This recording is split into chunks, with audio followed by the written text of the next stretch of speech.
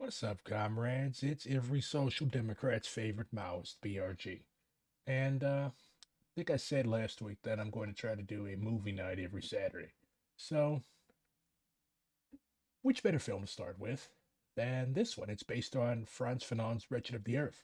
In the 60s, every brother and sister and non binary person, every black person on a rooftop was reading Fanon. And now, every black person and white person on the internet is reading and learning to dig Fanon. So let's get into it. I'm going to be offering a little bit of commentary, but I'm not one of those people. Like I don't talk films. I think that's rude. I think that takes away from the film. And I understand a lot of you all give a fuck about what I have to say, but I'm going to try to keep that to a minimum because I've actually never seen this before.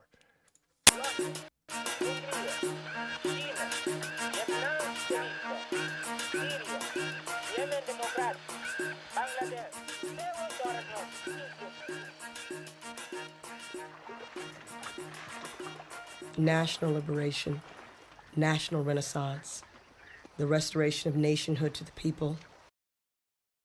So it's a text by Franz Fanon. So like, is this just like scenes of African revolutionary fighters set to Lauryn Hill reading Fanon's work? No, we'll see. But in that case, this isn't my first time with this material because I've read Concerning Violence many times. But no, let's see.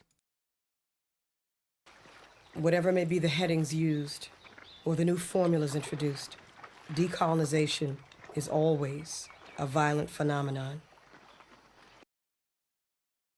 Decolonization is always a violent phenomenon. Typical Lauryn Hill. Like people like ignore how like revolutionary Lauryn Hill is for like a mainstream artist. And like they always make jokes about her, like, oh, she shows up late. Oh, she got in trouble for not paying her taxes. Like getting in trouble for not paying your taxes is the most quintessentially American crime. Like if I recall correctly, that's what the American Revolution was about, but I digress. Imperialism is finally on the way out. Kind of iffy statement. Decolonization is a historical process. It cannot be understood. It cannot become clear to itself except by the movements which give it historical form and content. Decolonization, which sets out to change the order of the world, is obviously a program of complete disorder. But it cannot come as a result of magical practices, nor of a natural shock, nor of a friendly understanding.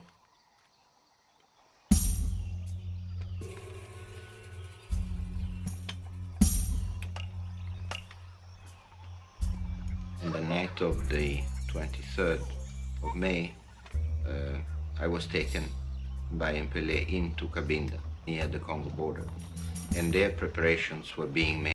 MPLA was the Communist National Liberation Group that waged a successful struggle for the independence of Angola from Portugal, and then was embroiled in a civil war with U.S. backed guerrillas. So basically, the Viet Cong of Africa. For this military operation, Cabinda.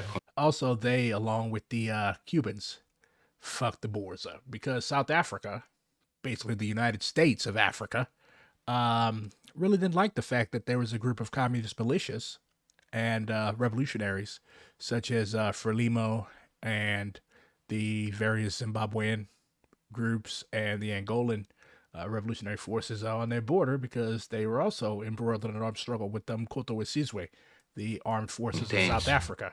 So they ended up getting bogged down in a decade and a half long bush war that they basically lost. One of the world's largest oil deposits, larger than Kuwait. Well, they carried more than 40 up to 50 kilos each because they had to carry their own ammunition plus the ammunition for the 20 bazookas in the force. They walked very swiftly anyway, using mainly tennis shoes or light rubber shoes. After these several days of march, we finally came close to the Portuguese base and camped in the forest within about 2.5 kilometers of the base.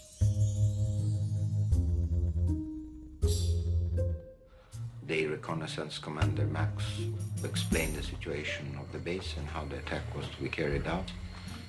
Eu, em companhia dos outros camaradas responsáveis, vimos a situação e está ótimo para nós. We moved from the camp about 3 o'clock in the morning, and everything was done with great calm and absolute silence.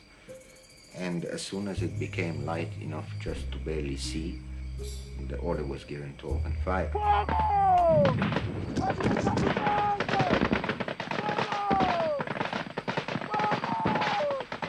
They only fired back for a couple of minutes with machine guns. Also, a bit of backstory about Portugal. Portugal, like, was basically the first, like, colonial power. Okay, like they were the first Europeans to actually take like long-range sea navigation seriously. So they established colonies in places like Brazil and Angola and the Congo and all these other places, like long before anybody else. So they were basically the OGs of this shit. Why? Because if you look at where Portugal is, it's tiny. And relying on its own natural resources, it would have been poorer than Russia was. So they ended up becoming an early colonial power. Like, without its empire, Portugal was basically Spain's dick. You do put off a Portuguese or a Brazilian vibe. It's just your fucking gusto. Anyways, so yeah, without its empire, like, Portugal was basically Spain's dick. And this is confirmed by the fact that after it lost its last colonial possessions, well, I think they held on to Macau until like 1997. But like, after they lost all of these places, Goa and Angola, Mozambique, Guinea-Bissau, Sao Tome and Principe, Cape Verde, like all of these places used to be Portuguese colonies. And when they lost this shit, like they went back to being a fucking backwater. Like, who the fuck thinks about Portugal? Like, Brazil could buy Portugal. Like, that's how irrelevant Portugal is without its empire. But also, if it's in Africa like this, the revolutions that were taking place in the Portuguese colonies at this time, Portugal was governed by a fascist dictatorship called Estado Novo for decades. Like, you had this guy Antonio Salazar, who was basically the Francisco Franco of Portugal, and the Carnation Revolution was basically when a bunch of left-wing military officers overthrew this fascist-type government, and that was directly because Portugal was getting his ass whooped in Africa. So, once again, we have Africa helping Europe defeat fascism. After that, there was no reaction on their part anymore. Very soon, many buildings in the base started burning, and there was a big explosion of an ammunition depot. When the attack was stopped. Also, people are constantly saying that, like, when I'm talking, my mic volume is too low. Is this an acceptable volume?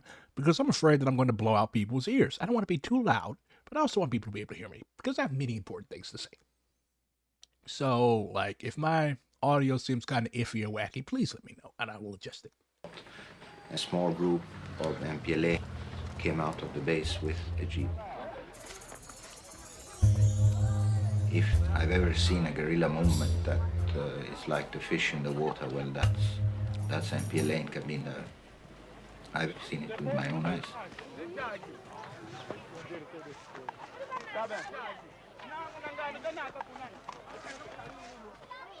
You do not turn any society, however primitive it may be, upside down with such a program if you have not decided from the very beginning to overcome all the obstacles that you will come across in so doing. The native who decides to put the program into practice and to become its moving force is ready for violence at all times. Is ready for violence at all times. Remember that. Like, if there's one thing you need to take from this, I mean, the title of the text and the title of this film is Concerning Violence. So, if you're serious about liberation, you literally have to be ready for violence at all times to receive and give.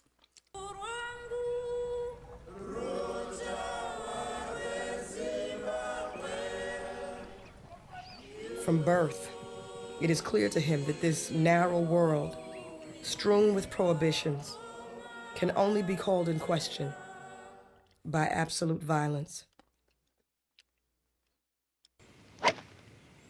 Decolonization is the meeting of two forces, opposed to each other by their very nature.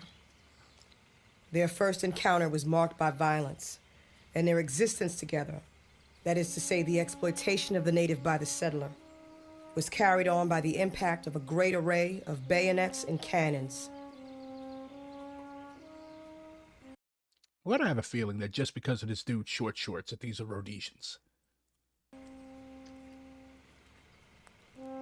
In decolonization, there is therefore the need of a complete calling into question of the colonial situation. If we wish to describe it precisely. Plus, their general pale. Like, Portuguese are kind of swarthy. Yeah, these have to be Rhodesian Brits. We might find it in the well-known words, "The last shall be first, and the first last." Decolonization is the putting into practice of this sentence. That is why, at a descriptive... The last shall be first, and the first shall be last. Key summing up of decolonization. Like, people, especially white people, settlers, always act confused on this point. Like, oh, well, there could be some reforms. Like, no. As my ancestors, who were liberated by the movement during the Civil War, what W.B. Du Bois would call the General Strike, bottom rail on top. Like, when you ask black people, what do we at root want? When you ask any colonized person, like, what do you want? At root, it's bottom rail on top. The last shall be first, the first shall be last. A complete overturning of the current exploitative order of things. Level, all decolonization is successful.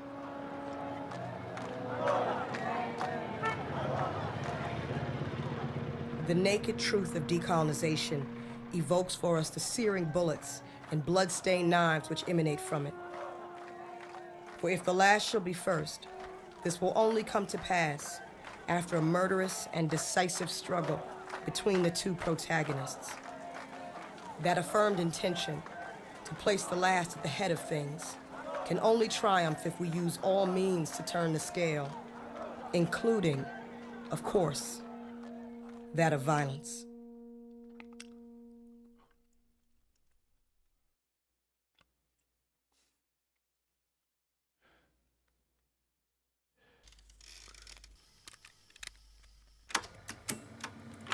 It was about 11 o'clock. I heard a rough knock on the door. And I said, "Who is there?" And they shouted, "Police." So I dressed up and went with the police to their police cells.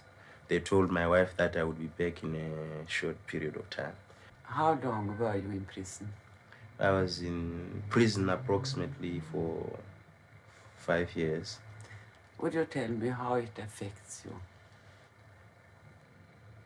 Well, when I was in detention, the feelings I had and my colleagues did have, I looked at, for instance, the history of black people from the days of slavery. I found that they suffered at the hands of white people. Then I looked at the days of colonialism. I also found that the black man was, again, at the bottom of everything, was under oppression from the white man. And I looked at America and Britain. In America, I still found that despite the emancipation, the black man was still at the bottom. This was important because a lot of black people in the United States think that Africans don't know about our struggle, they don't respect our struggle, or they think that like they think that they're better than us.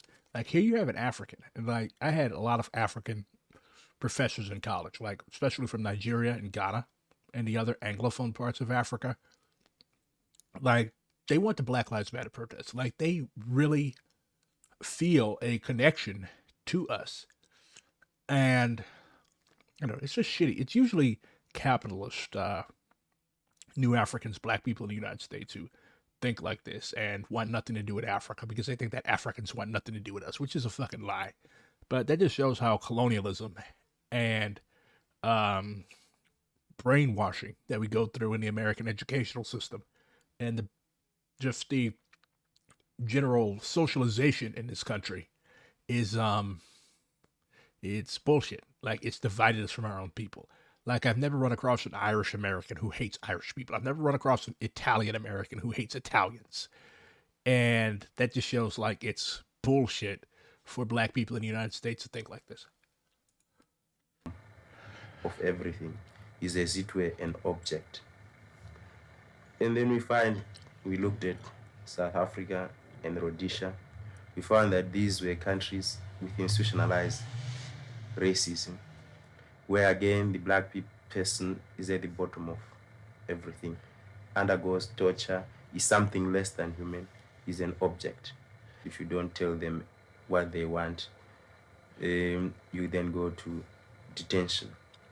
But the other system of torture is that they can tie you to your legs to a tree, your hands to a car, and pull. They say if you don't tell us who did what or what you did, we are going to pull you apart. And of course they pull. Some people have died as a result of torture. What did you feel when you came out of prison? I didn't, I'd grown in a way to be indifferent.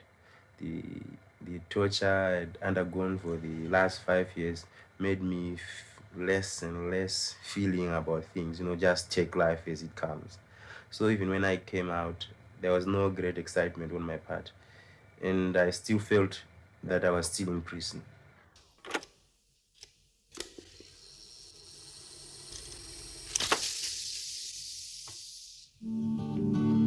Since the wagon wheels rode north, it has been many years.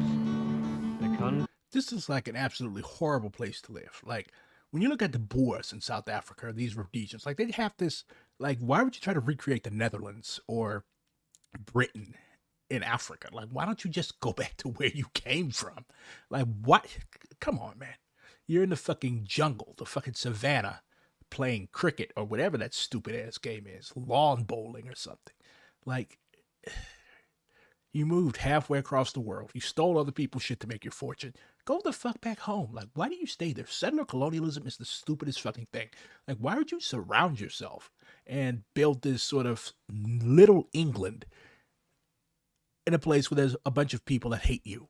Like, do you think that this is a sustainable system? Do you really think that fucking 20% of the population can enslave the other 80% forever? Like, they're eventually going to come for you, and they're eventually going to slit your fucking throat, and they're eventually going to take your fucking house. These people are fucking delusional. Like, look at this. Look at this. Has been built and Bruh. run by hardy pioneers. They fought the Matabele and many a hardship too.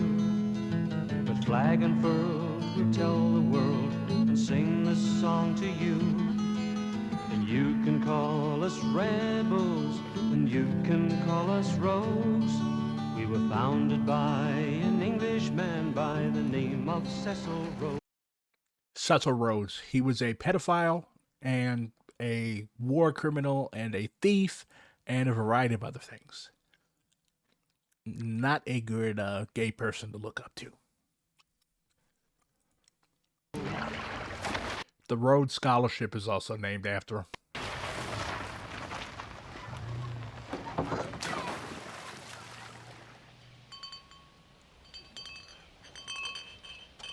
Thank you, Timothy, but you didn't open that one, you stupid thing. But don't worry about it. We'll open it ourselves. You didn't open that one, you stupid thing, you. Like, just the arrogance of these people. A guy brought you a drink he could have easily poisoned. and you refer to him as an object. Like, bruh. Just the utter gall of these people. I'm just so glad they got their shit pushed in. Did you always believe that one day you would leave Rhodesia? Never, ever. No, I was one of the guys going to stay here and... My God. Look at this guy. Switch off the lights in Anatolia. I was going to switch off the lights and then close the gates and say, right, Rhodesia, farewell. And then burn as we go back. And it didn't happen. I was going to switch off the lights in Anatolia. But things are happening so fast at the moment. It just... I haven't got that much time anymore. You're going and leaving... Please tell me they slit this guy's throat or burned him to death in his house. Please tell me that so I can go to bed happy. The light's on. That's right. Somebody else will have to switch them off. Why don't you stay and take the gamble, take the risk? Pete, there is no risk. I mean, there is no gamble. There is a risk, but there's no gamble. The gamble is all on the... The gooks have got it. The who? The gooks. It is. They've the whole won. world. The whole world is supporting the terrorists. So, okay, let me get this straight. You move to a country that does not belong to you, that you have no ancestral tie to. Okay? Your country was founded by a literal criminal, Cecil Rhodes. You go there because you couldn't hack it in the UK. Because, like, that's basically the background of most settler colonists. They move to the periphery and move away from the mother country because the mother country is too competitive. That's why they're in Kenya or Rhodesia or Angola or Mozambique. These are the trash who couldn't make it in their homelands. So you're already fucking at rock fucking bottom. You're basically no better than a fucking drunk laying in a gutter somewhere, which you would be if you had stayed in London. But because you're a vicious, brutal individual, you move here to Rhodesia, properly called Zimbabwe. You move there. You do horrible things to the people, and when the people rise up, you refer to them as the terrorists. Like these people, the Shona, the Ndebele, they've lived there for centuries, thousands of years even. And you come there, you take away their land, you refer to them as things, as objects, and now you call them terrorists. Like the other fucking gall of these people. This is your brain without solidarity. Like, what solidarity does a settler have with somebody that they're exploiting? There is no solidarity. Just like the proletariat doesn't have any solidarity with the bourgeoisie and vice versa.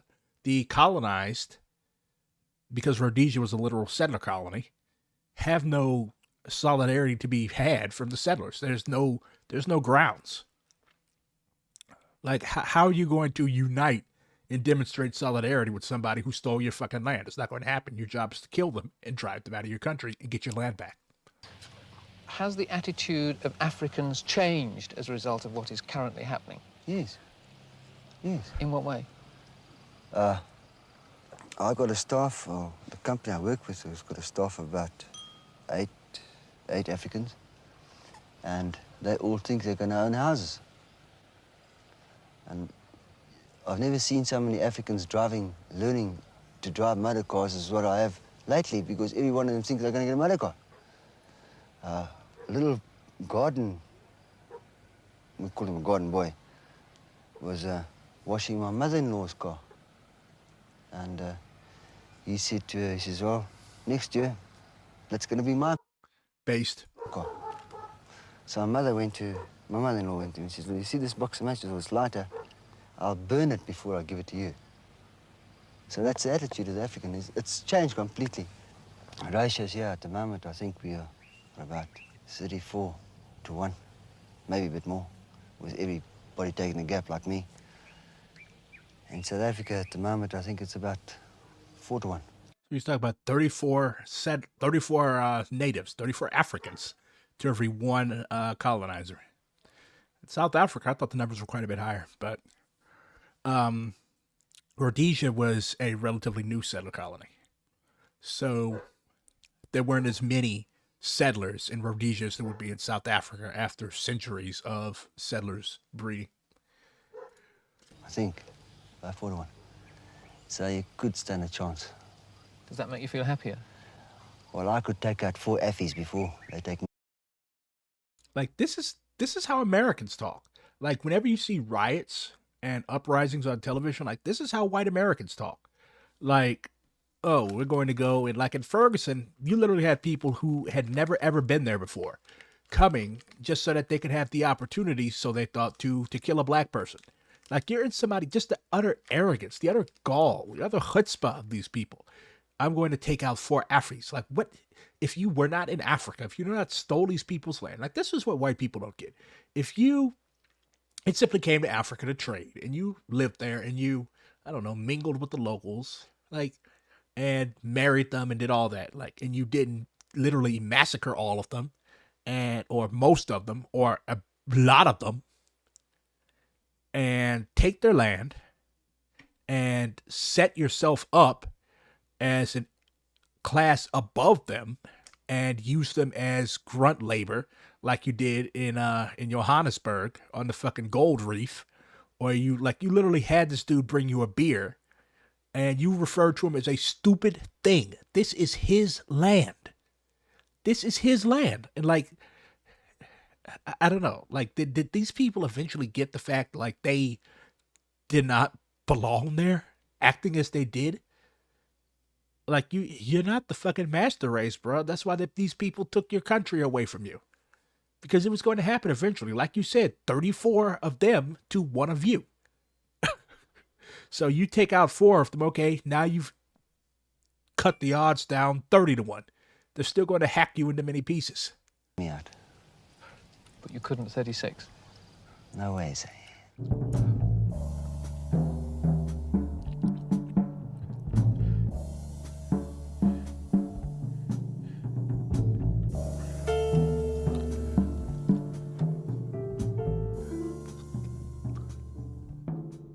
The colonial world is a world cut in two.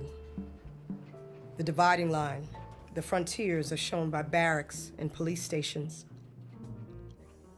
In the also, that's another thing with settlers. Like, this could literally be Israel. Like, from people I've talked to that have been over there, Palestinian comrades that have been over there, like, it's common. You're just walking around in Jerusalem or Tel Aviv, and you've got a settler dressed normally, and he's got a fucking M16 slung over his back. This is Lauryn Hill narrating this, yeah. Or he's got a fucking AR-15 slung over his back. Like, settled colonial states are garrison states.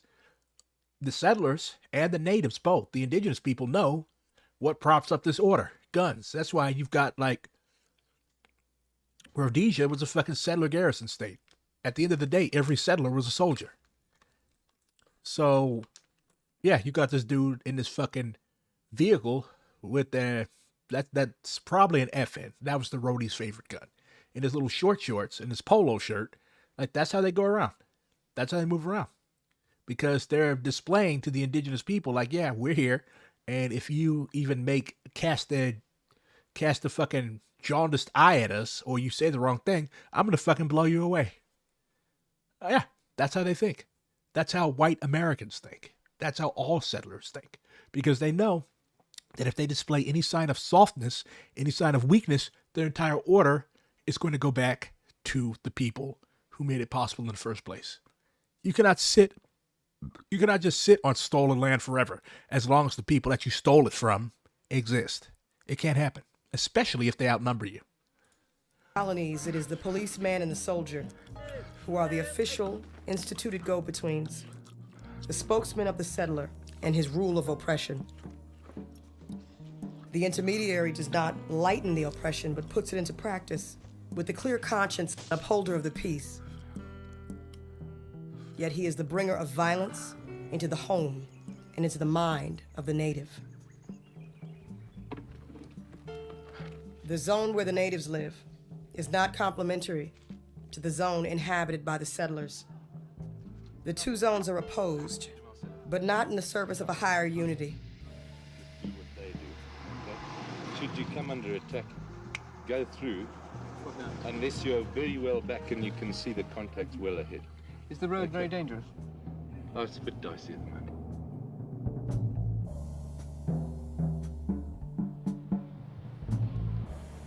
The settlers' town is a strongly built town, all made of stone and steel. It is a brightly lit town. The streets are covered with asphalt. Garbage cans swallow all the leavings. Unseen, unknown, and hardly thought about. The settler's feet are never visible. His feet are protected by strong shoes, although the streets of his town are clean and even, with no holes or stones.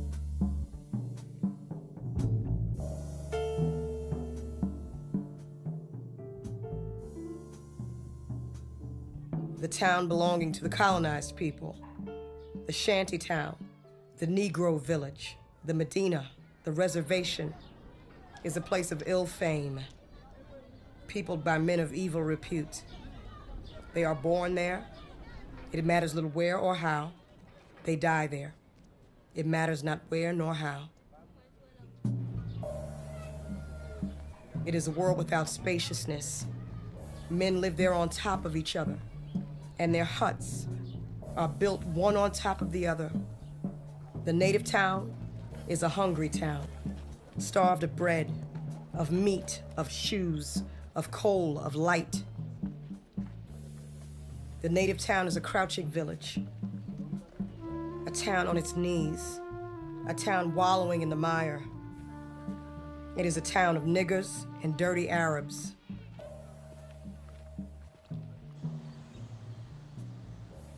The look the native turns on the settler's town is a look of lust, a look of envy. It expresses his dreams of possession, all manner of possession. To sit at the settler's table, to sleep in the settler's bed, with his wife if possible.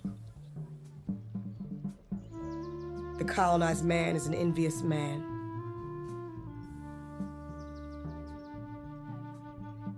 And this the settler knows very well. I never fucking understood. Like, these people have no reason to not hate you, okay? These people despise you. Why do you have them handling your food and your drinks? Like, do you have any idea how many slave owners were fucking poisoned by ground up glass that was put into their fucking mint juleps and their dumplings and their Christmas turkey? Like, a lot. Okay? Like, Africans have very strong herbal knowledge because, like, we come from savannas, jungles, deserts, etc. Plus, we were pretty tight with the indigenous people in this country. So we knew what plants to use to fuck you up. So why the fuck would you have people who have no reason not to slit your fucking throat in your sleep preparing and serving and handling your food and your drink? Like, just arrogance. But that arrogance fucked over a lot of these people because they ended up fucking dead. When their glances meet, he ascertains bitterly, always on the defensive. They want to take our place. It is true, for there is no native who does not dream at least once a day of setting himself up in the settler's place. What is your general attitude towards the white minority if they remain in the country? We accept them. Every white man who would like to remain in the country is free to do so, provided he accepts the system that will have been established. The new government, of course, he must accept that his privileges... I'm not used to seeing Mugabe like when he wasn't 100 years old. Like, I forgot that Mugabe was once young. I think he's in like his 50s here. Based on color have gone, and that we will not have a different set of privileges from those which are accorded to members of other racial groups. But overally, we will not perpetuate the system where people are... So you have that white dude who's basically mauling over the fact that Africans are taking their land back. Because, like, the demand was not all whites to the sea. Okay? The demand was majority rule. Okay? Like, this is our land. We're going to let you live here if you want. Okay? Like, we're not going to kill you or massacre you all. We're not like that. Okay? We're not like you. But you have to realize that you're not going to live here on top of us on our land where we are the majority and exploit us. We're not going to live in shanty towns while you live in villas surrounded by 5,000 acres of prime farmland, while we have like 2 and we scratch a subsistence existence. We would not move. Like, that's like 4,000 black people moving to Italy and somehow taking over the government and oppressing and exploiting the native Italians. Okay, like, we don't do shit like that. So that's what Mugabe is saying here. Did he have ideological problems later on in life? Sure. Was his system, the government that he ended up setting up, corrupted? Yes. But like, this is when you listen to African and any indigenous freedom fighter, any correctly guided indigenous freedom fighter. Like, most Palestinians do not want to drive every Jewish person in Israel into the sea. Okay? Most Palestinians, or at least a substantial chunk of Palestinians, would be fine with Jewish people living alongside them. They've lived together for thousands of years. But the opposition comes from when you put one group of people on top of another. That's the rub. And the settlers are so fucking brainwashed, or they're so afraid of losing their unearned privileges, that they imagine like this future multiracial society, one man, one vote, majority rule. They imagine that as being somehow suppressive. It's just like, I don't know, settlers just have broken brains. I guess that's the best way to explain it. Organized communally on the basis of race or color. We want an integrated society where not the color of a person counts, but the skills that he's able to show and the contribution he's prepared to make to the development of the country.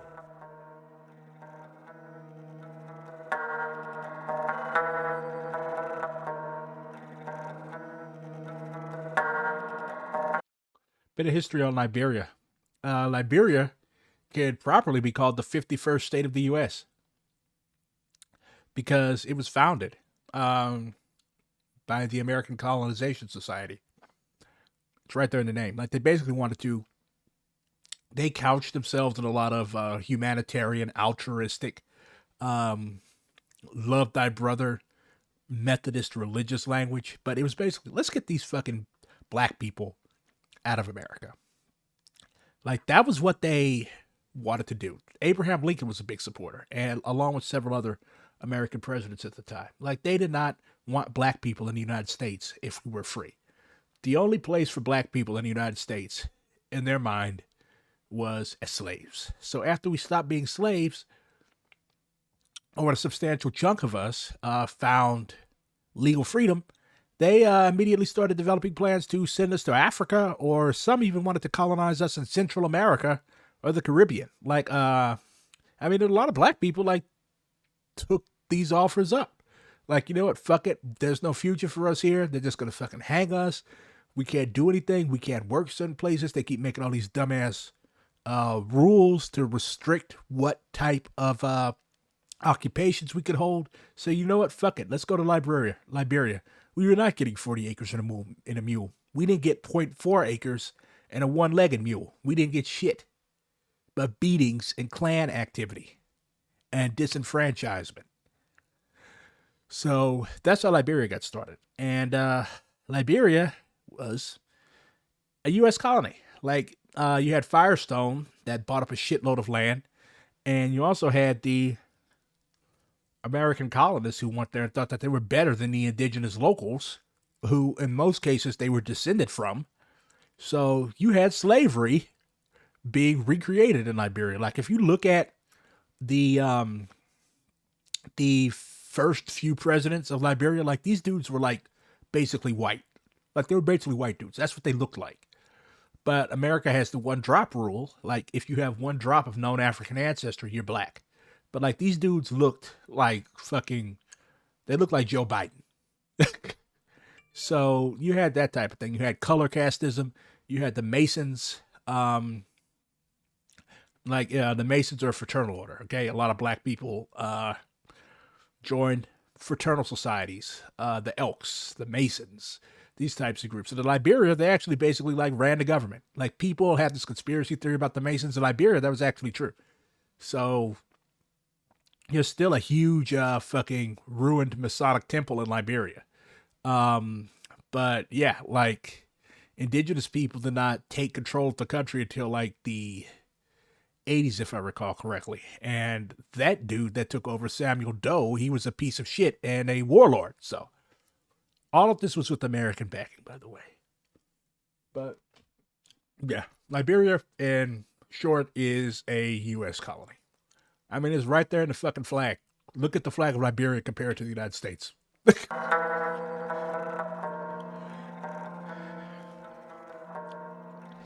July 27, 1966, your employment has thou conceded to exist, and you have to leave the company house you are occupying, and the occasions area has from July the 28th, 1966. See that? The company will provide transportation to the boundary of the concession area from you. Never mind, I'll get a copy. You get a copy, that's all right. I'll take this one to the final department. No, there is no assignment here. They won't tell me to sign here, man. I'm not so stupid. Now, listen, let me tell you something. I was about to go to work, you understand? But now, I have to get It's funny that they don't give the colonial troops real helmets. Yeah, you're an African. They don't care if you get your brains blown out. Some kind of information from Mr. Gooden. No, it's not more question of information. Now, you sign for this copy, or you leave it.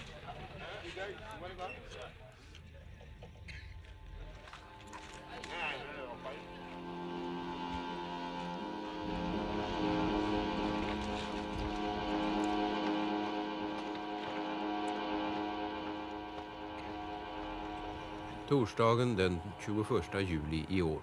Egentligen en vanlig arbetsdag, men soldater posterar den här dagen vid alla arbetsplatser. Arbetet ligger nere. Liberianerna i Nimba har gått i strejk. Rimonger, ordförande i fackföreningen vid Lamco, fängslad och anklagad för att ha förlett ett par tusen liberianer att demonstrera för högre löner. En strejk som på förhand förklarats olaglig, avvaktande sitt öde utanför mässen i Nimba. Här förs fackföreningsledarna till den väntande bilen av Lamco-ledningen och representanter för Liberias regering, vars talesmän redan inför den strejkande menigheten tillkännagett resans mål.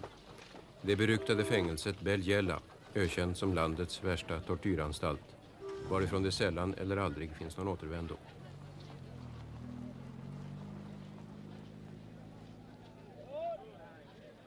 Ledningen inom fackföreningen har betett sig på ett, som vi tycker, helt oansvarigt och illegalt sätt. Det finns en fackföreningslag och en lag som bestämmer spelreglerna mellan arbetsgivare och arbetstagare, och den har helt brutits. Klockan 7 på måndag morgon var allt fortfarande lugnt.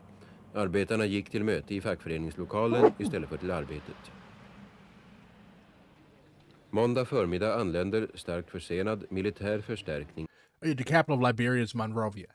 Yeah, it's named after James Monroe, a president of the United States. That's how fucking Americanized this country is. You have named the capital of your country. The slogan, like the national motto of your country, if I recall correctly, is "Our love of freedom brought us here," which supposedly means no more colonizer bullshit, we're doing our own thing. And you name your capital after the fucking president of the country that enslaved y'all.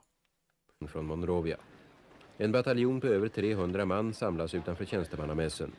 Efter uppställning laddas med skarp ammunition. You want to tell me, if the workers in students strike or something like that, do you think the government is going to use arm on them? Yeah, if it's organized by communists, yeah.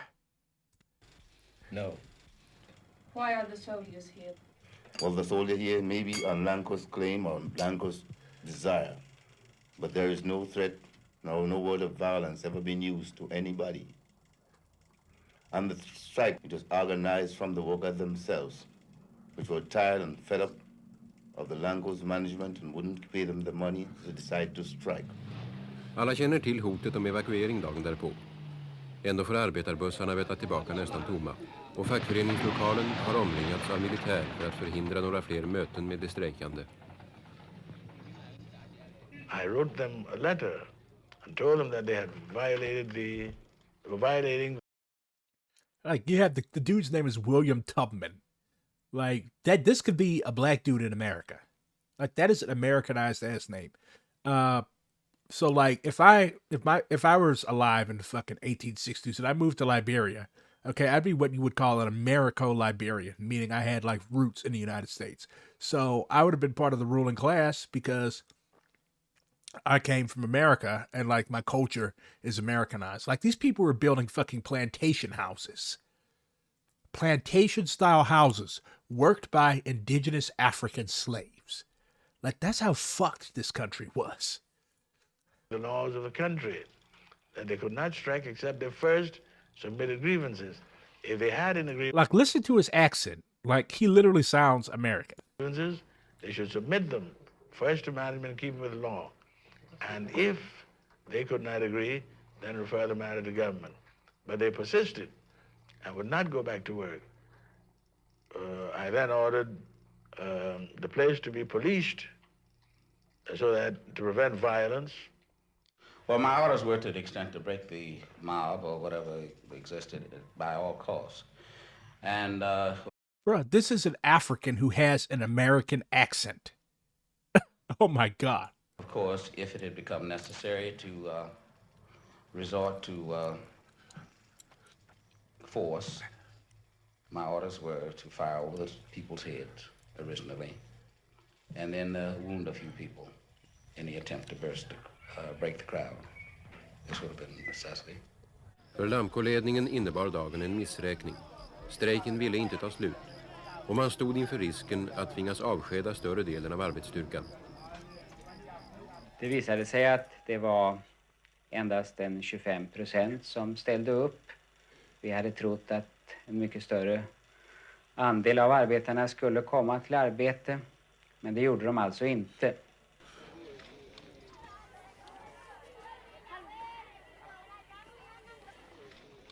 En vecka har gått sedan strejken bröt ut.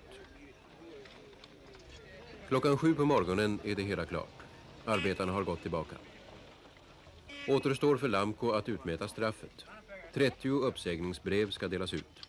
Mottagare är de liberianska arbetare som redan stämplats som troublemakers eller uppviglare. Dessa 30 troublemakers uppsökers på torsdagsmorgonen i sina hem, men ingen av dem är hemma. Även de hade gått tillbaka till sina arbetsplatser. Of course, my children didn't realize anything. I told them, I said, children, I tell you. So compare this guy's accent to the President Tubman or that cop dude. Like, they sound like Americans. This dude sounds like a fucking local. He sounds like an African. One thing, this is not your home.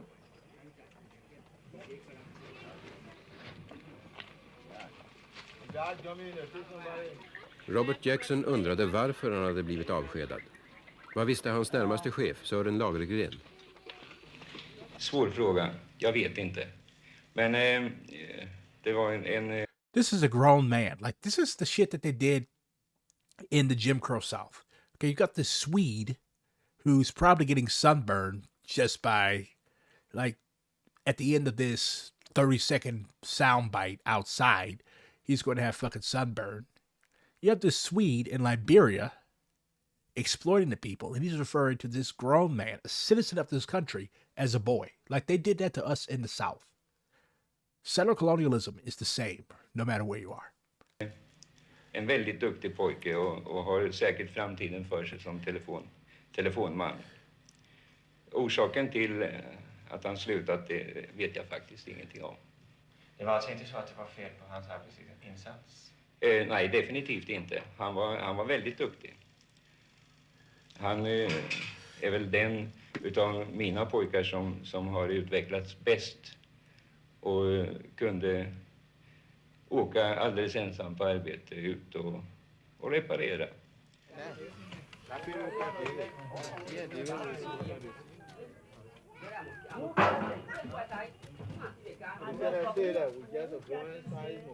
Notice everybody's barefoot.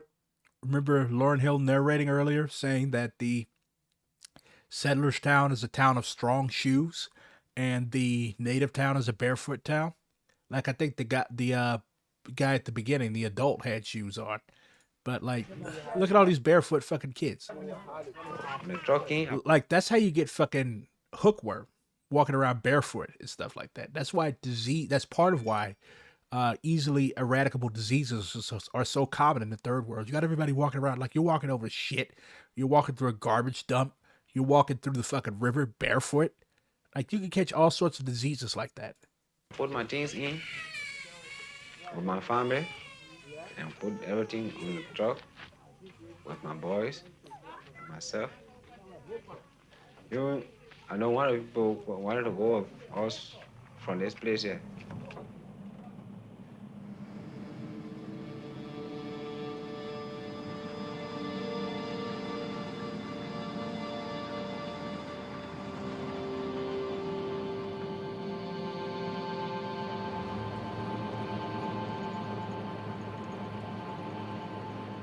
Efter en timmes färd genom bushen på skakiga vägar var man äntligen utanför Lamcos område, 3,5 mil bort från Nimba. Beräkningsbilarna gick den här dagen i skytteltrafik. Even how the driver was driving, even advising. I said, there's a woman with us here. My brother-in-law's wife is in the car. She was pregnant. I said, take time. Stay the driver wouldn't, hear me. I said, well, if anything happened, okay. Ute i bushen stannar lastbilen. Robert Jacksons 5-åriga tjänst för Lamco är definitivt slut.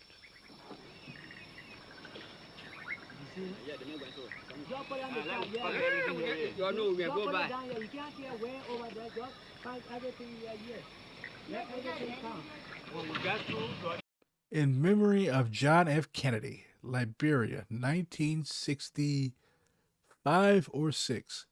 Like, have you ever noticed, like, when you look at pictures of people, like random people, a random crowd in third world countries, like they're always wearing weird stuff? Because, like, America literally bundles up all of its old clothes and stuff and ships them there to these countries, okay? Like the stuff you give to the Salvation Army or all of these other, like, charitable groups, like the shit that they don't sell immediately. Like, they just bundle them up in bricks and, like, just send it over there. And they sell the stuff at substantial markup. Like, that's how all of America's trash ends up overseas.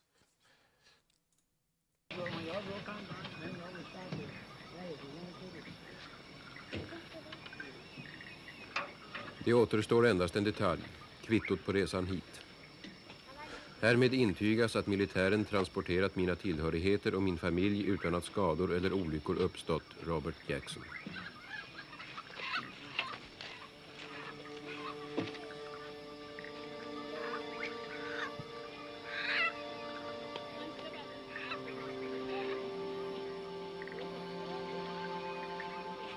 Soldaterna hade gjort sitt. I mörkret fick Robert Jackson och hans familj klara sig på egen hand. So they just put this dude off the fucking company land and just sent him out to the middle of nowhere. That's actually, they did that a lot on plantations in the South. Like when you got old, this was during the sharecropper era, by the way. Like if they didn't have any further use to you, they just kick you out. And I don't know, maybe you could build yourself a shack or something. I don't know, until you found work on another plantation. If you were old during the slavery period, some slave owners would just build you a cabin in the woods, maybe give you maybe a week's worth of food, and just shut you up in this cabin and let you starve to death.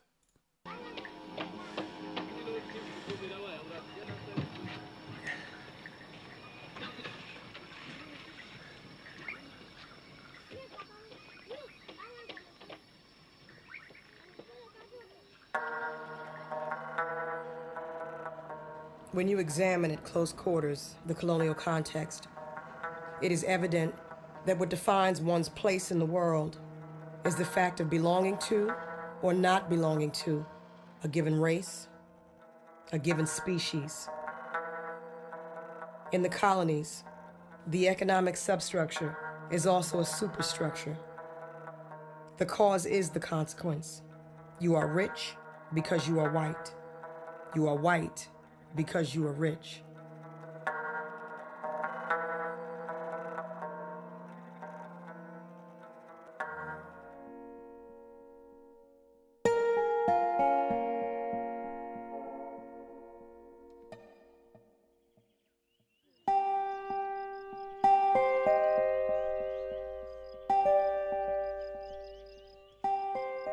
Native society is not simply described as a society lacking in values.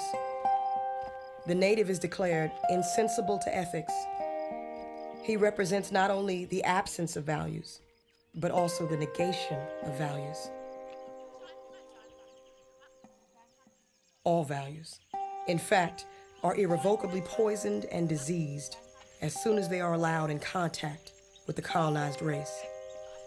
The customs of the colonized people, their traditions, their myths, above all, their myths, are the very sign of that poverty of spirit.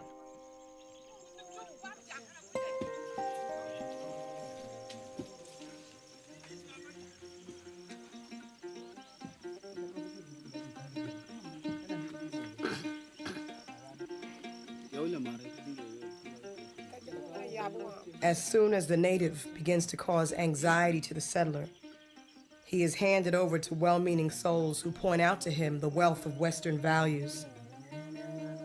I speak of the Christian religion, and no one need be astonished. The church in the colonies is the white people's church, the foreigner's church. She does not call the native to God's ways, but to the ways of the white man, of the master, of the oppressor. And as we know, in this matter, many are called, but few chosen.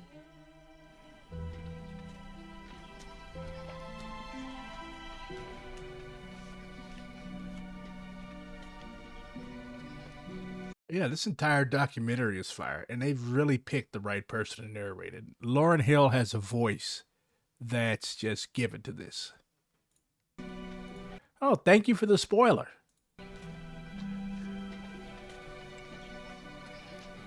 Hur länge har ni varit här?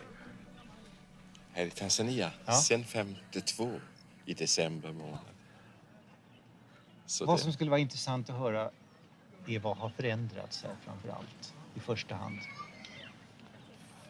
ja, det är största förändringarna och det är väl att det blev ett fristat. Ja. Det är väl faktiskt en av de största. Har människorna förändrats på något sätt? Invändigt så att säga. Ja, de är väl rätt så lika tror jag. Har ni själv förändrats? Ja, det har man säkert efter så många år. I vilken riktning? Ja.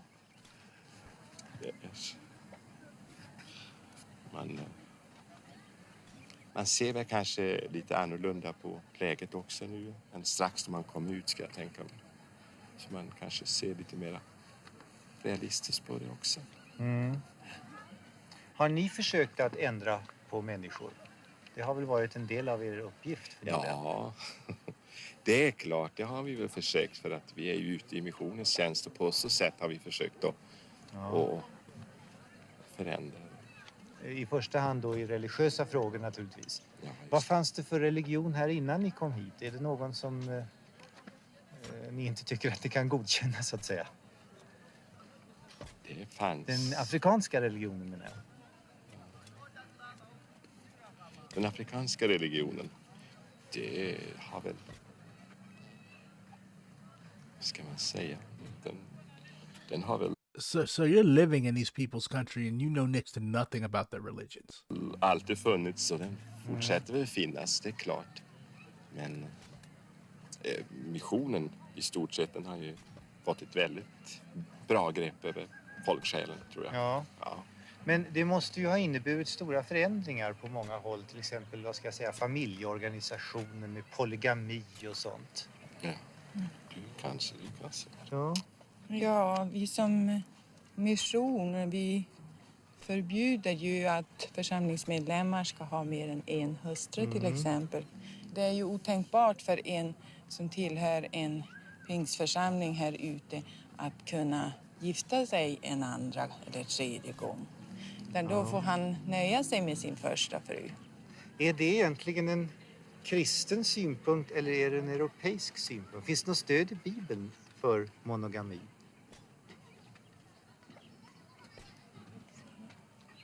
Bruh. So you move to a country. You don't know, like, if you are a real minister, you should be able to answer it like this.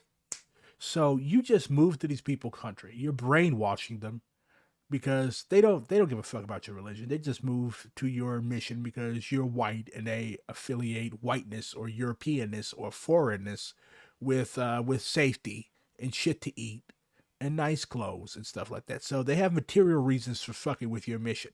And you're here brainwashing these people and you don't know shit about what you're supposed to be teaching in a thorough way. You just know like talking points and manipulation tactics that you can use on these people to try to fundamentally change their way of life and Europeanize them. Like you, bruh.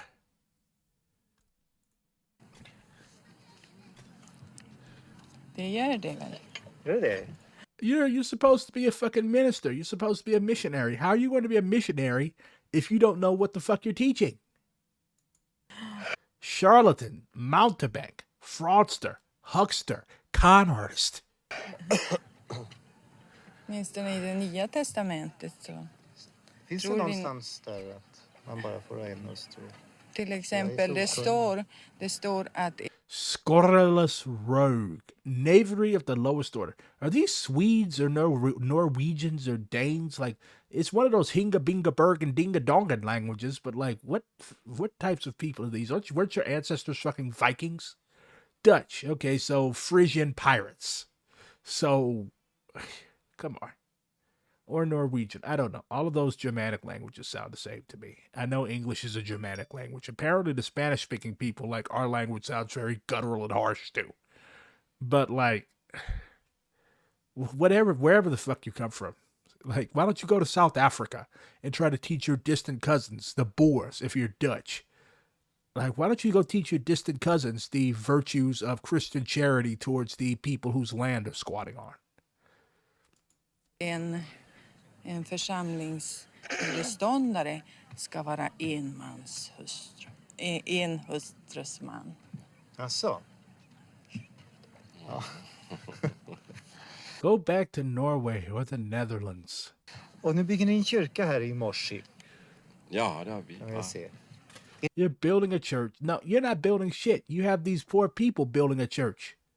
You're having them pay with their bodies for their own spiritual destruction because it's obvious that you people don't know what you're talking about.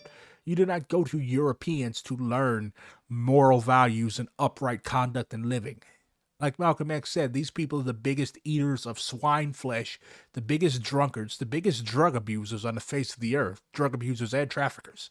Why the fuck would you go to Europeans, Dutch people at that, the biggest fucking spice pirates and gold thieves and hand chopper offers on the face of the earth to learn upright moral conduct and rectitude? Det är det som kommer först så att säga. You're not building a fucking church. You're making these people build their own church. And then when the church is finished, you're going to sit up there in your fancy robes and brainwash them and teach them to hate themselves and hate the ways of their ancestors. Granted, yes, polygamy is exploitation, but that's something for the people themselves to struggle against. Primarily women, because they suffer from it most. Like, that's not something for white people to come and teach them away from. And then what I hate is, like, it's so carceral. Like, we do not allow our members to have more than one wife. We do not allow our members to practice African voodoo. Det brukar vi försöka att göra. Kommer ni att också bygga skolor och sjukhus och sånt här? Eller? Det vet vi inte just nu. Det får bli. So you're not going to build schools and hospitals, which people actually need. Actually, scratch the fucking school, because your school is going to be brainwashing session number 2. So you have these people building a church that they have absolutely no use for. These people don't. Well, what are they going to do at a church? What are these people who are hungry, who need medical treatment? What exactly are they going to do with the church? So you're going to save their souls for Christianity, aka for whiteness, but you are going to let them die ignorant and untreated for the various easily treatable medical conditions that they have. This is callous. This is evil. This is cruel. This is unchristian. Well, it depends on what type of Christianity that you're talking about. This is very par for the course for European Christianity. You've got these people out here toiling in the hot sun like slaves while you're standing over them talking to a camera. You know nothing about what you're talking about, and you're just standing in front of a camera raving and ranting, while, as always, the black people do all the hard work, to their detriment, because that church is not going to do any good for them. Det får bli i andra hand i så fall. Men först en kyrka. För att det känner vi väldigt stort. What do you mean you feel? What about what the people feel? Like, have you consulted with the people? Or are you telling them what to do? These are slave masters. These are Dutch, Norwegian, Swedish, Danish, whatever the fuck, slave owners. That's what this is. Behov av att få.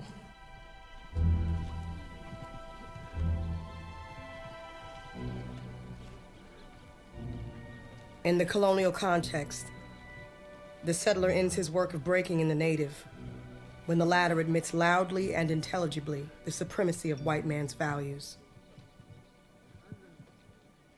For a colonized people, the most essential value, because the most concrete, is first and foremost the land which will bring them bread and, above all, dignity. But this dignity has nothing to do with the dignity of the human individual. For that human individual has never heard tell of it. All that the native has seen in his country is that they can freely arrest him, beat him, starve him, and no professor of ethics, no priest, has ever come to be beaten in his place, nor to share his bread with him.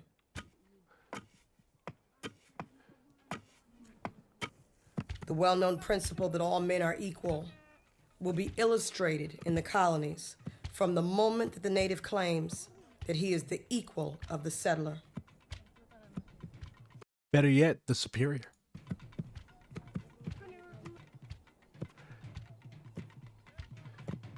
The native intellectual had learned from his masters that the individual ought to express himself fully. The colonialist bourgeoisie had hammered into the native's mind the essential qualities of the West, the idea of a society of individuals, where each person shuts himself up in his own subjectivity, a society whose only asset is individual thought.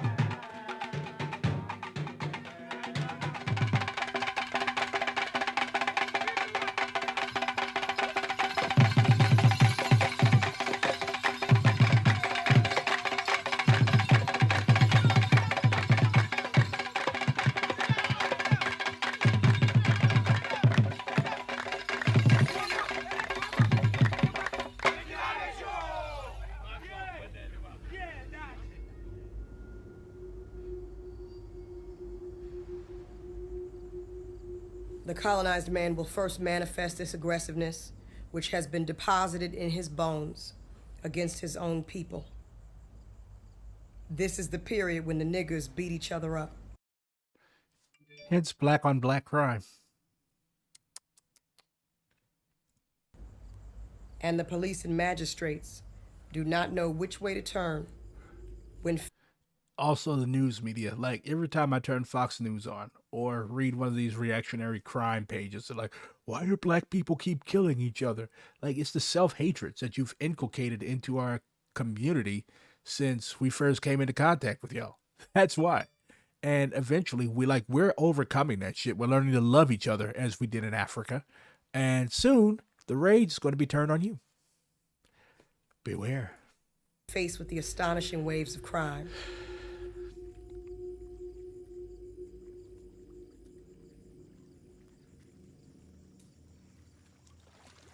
All these patterns of conduct are those of the death reflex when faced with danger.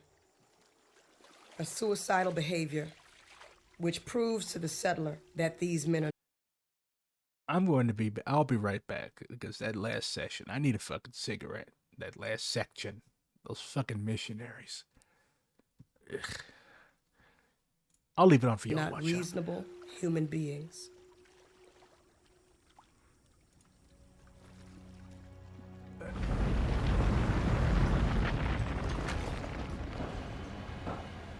The oppressor starts the process of domination, of exploitation, and of robbery.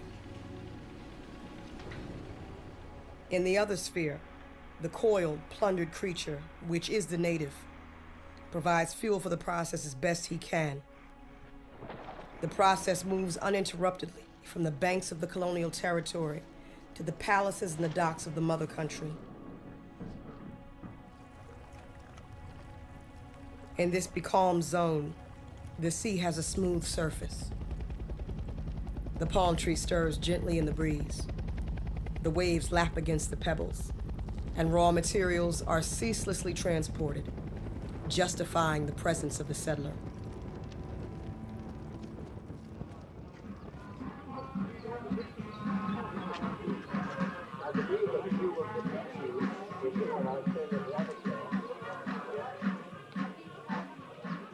There's no way or place for me to go. This is my home. And this is where I intend to die. The settler makes history. His life is an epic, an odyssey. He is the absolute beginning. This land was created by us. He is the unceasing cause. If we leave, all is lost, and the country will go back to the Middle Ages. And all the while, the native, bent double, more dead than alive, exists interminably in an unchanging dream.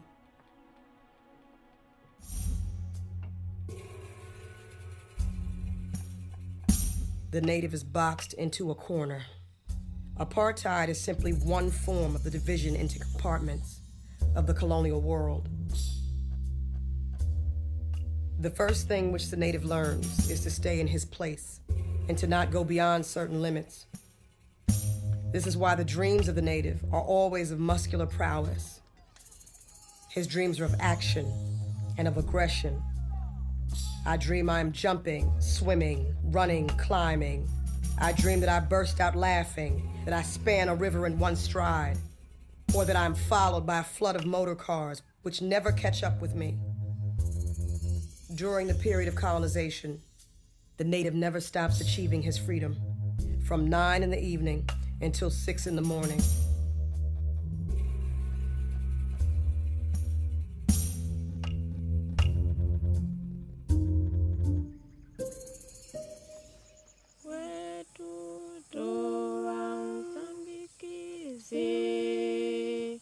Atutimba mono kavili tondele pondisa tondele melea na tondinga mukanga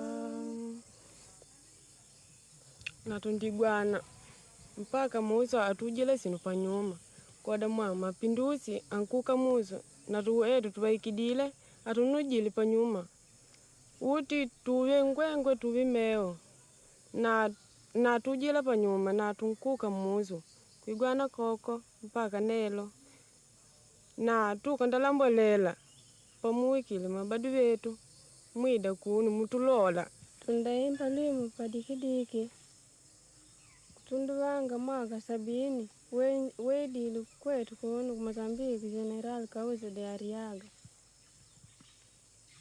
Daliaga nituma senera Daliaga wena kumosambiki upatende ingonda udime chachola na igwe sakataka. That 9 hostages were killed by police bullets. The Daily Graphic has criticized the Mogadishu Declaration passed at a recent summit meeting of East and Central African leaders. Taxpayers in Black Africa can expect to see more money being poured into the pockets of pleasure-loving terrorists living outside the borders of South Africa. Mozambican people, in September of 1962, the Congress of the Mozambique Liberation Front, Frelimo, affirmed unanimously the will and determination of the Mozambican people to fight for national independence, for the wealth of our country and the work of the Mozambican people continue to be exploited by the Portuguese colonialists and their imperialist allies. Our people are murdered for participating in the struggle for the liberation of our country. The prisons are full of patriots, and those who are still free live in uncertainty of what the next day will bring. Faced with this situation, Frelimo is left with no alternative but to conclude that armed struggle is the only way for the Mozambican people to achieve their sacred rights. We shall win! Long live Frelimo! Long live Mozambique! Long live Africa! Watu ndinji mwitu mwakone vitendo mwenkalo yetu taweka nyumu umyaka dimia mwani. Pena tindona kanga isa mbona wetu tumeki nkalo tininyo govila uri kanyina ya latisini. Ni alo tute tuntu kolo dio kalo na kunyama nae watu ndapaga mwetu.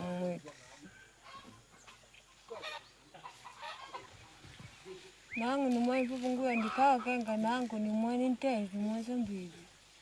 Mwa setwana sekuvilingananga zake mwahambe pamala moto nkona wetu tuwenye kanji pata ande pata kala panyuma pala Mozambique ata yumo siona lidile kota kenga kutangola kenga nangu tangona vanu kenga duoni akusipagu nepo tuwe hapo Mozambique nkusema nkotana sema Mozambique mwagu kukonda tango nkotana.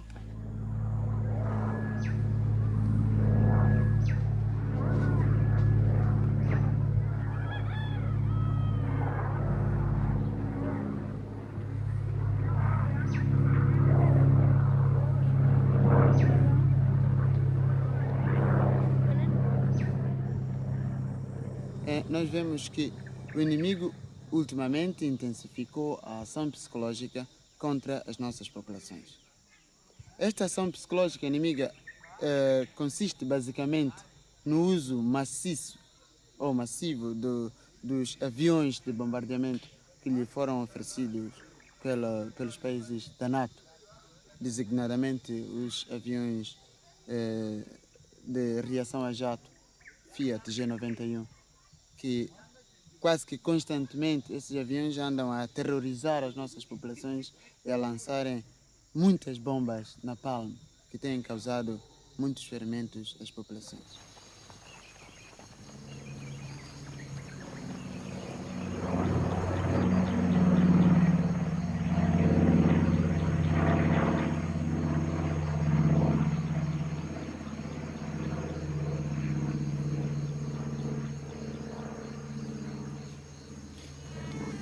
I det här kriget där Frelimos gerillaarmé inte disponerar något flyg och där portugiserna kontrollerar luftrummet. Där kan kolonialarmén alltid tillfälligt Yes, it's Portuguese. Ockupera mindre områden inom de befriade zonerna. Portugiserna kan koncentrera sitt artilleri och sina trupper till vilken punkt de vill. Men under de senaste 3 åren har de portugisiska soldaterna kunnat ta sig in i de befriade områdena uteslutande med helikopter.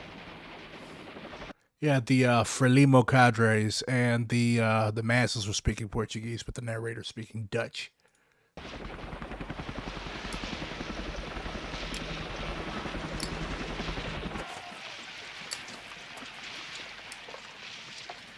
När de väl har lämnat sina helikoptrar och måste operera till fots ute i djungeln och snåren är de utlämnade åt gerillaarmén. Och de kan nästan aldrig hålla sig kvar mer än ett par.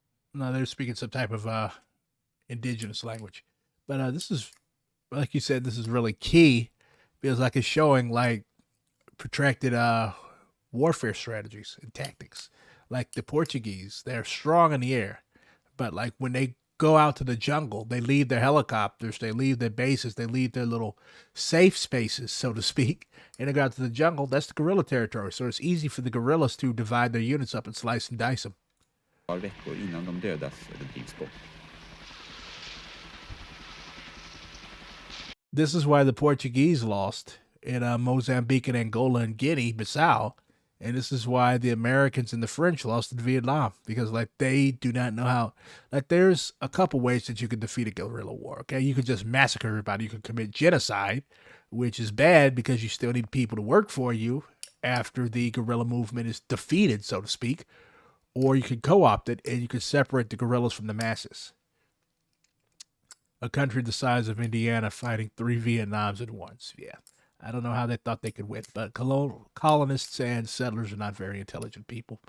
If they did, they wouldn't surround themselves in places where they're outnumbered 34-1. Those demographics, those numbers were actually duplicated in the American South. Like in certain counties of Mississippi, African descended slaves outnumbered white people by like 12 or 15-1. So like that's why these people were so fucking paranoid. That's why these people were so extremely, extraordinarily violent, because they knew that if they lit up even an inch, because the black people weren't going to lit up on them, they didn't have no reason to. But if they lit up even an inch, they would be swarmed, so to speak. They'd be eaten up and destroyed. Portugiserna säger de försöker förstöra så mycket som möjligt av. See what I just talked about? They're taking their food. They're trying to starve out the guerrillas, and they're trying to separate them from the masses, because the guerrillas are tied fundamentally to the land. The Americans did this in Vietnam when they had Operation Ranch Hand, spraying all that Agent Orange exfoliant and stuff to kill the jungle. They knew that the VC, the National Liberation Force, was their proper name, but they knew that the NLF depended heavily on that jungle for food and for cover. They also had the Strategic Hamlet Program, which is where they basically took all the Vietnamese peasants and forced them into what were basically concentration camps, like the British set up for the Boers in South Africa, because they knew that as Mao said, guerrillas must swim amongst the people like fish in the sea. So the Americans, their idea, and the idea of their South Vietnamese puppets, was to drain the fucking ocean. And of course it backfired. Like, people didn't report to these things. It didn't work. Just another fucking money sink. Skördar odlingar för att svälta ut gerilla. De terroriserar den lokala befolkningen vid anfallen mot de befriade områdena för att människorna där ska få känslan av att Frelimo inte kan skydda dem. De förstör så mycket som möjligt av det som befolkningen i de befriade områdena har byggt upp. Det betyder att varje skola, varje sjukhus, varje barnhem i de befriade områdena är ett militärt mål för den portugisiska kolonialmakten.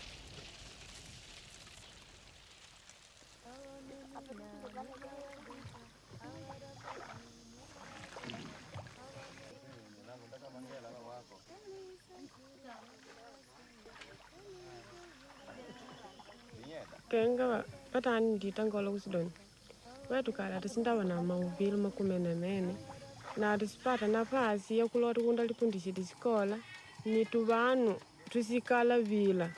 Na kusidi na mene nkaloni kutunyenyekede na mene me kutulangude nyamanyi. Na wetu atusimanya kenga tundoka wanda pagu kwali vanu. She has her teeth filed and those scarification marks.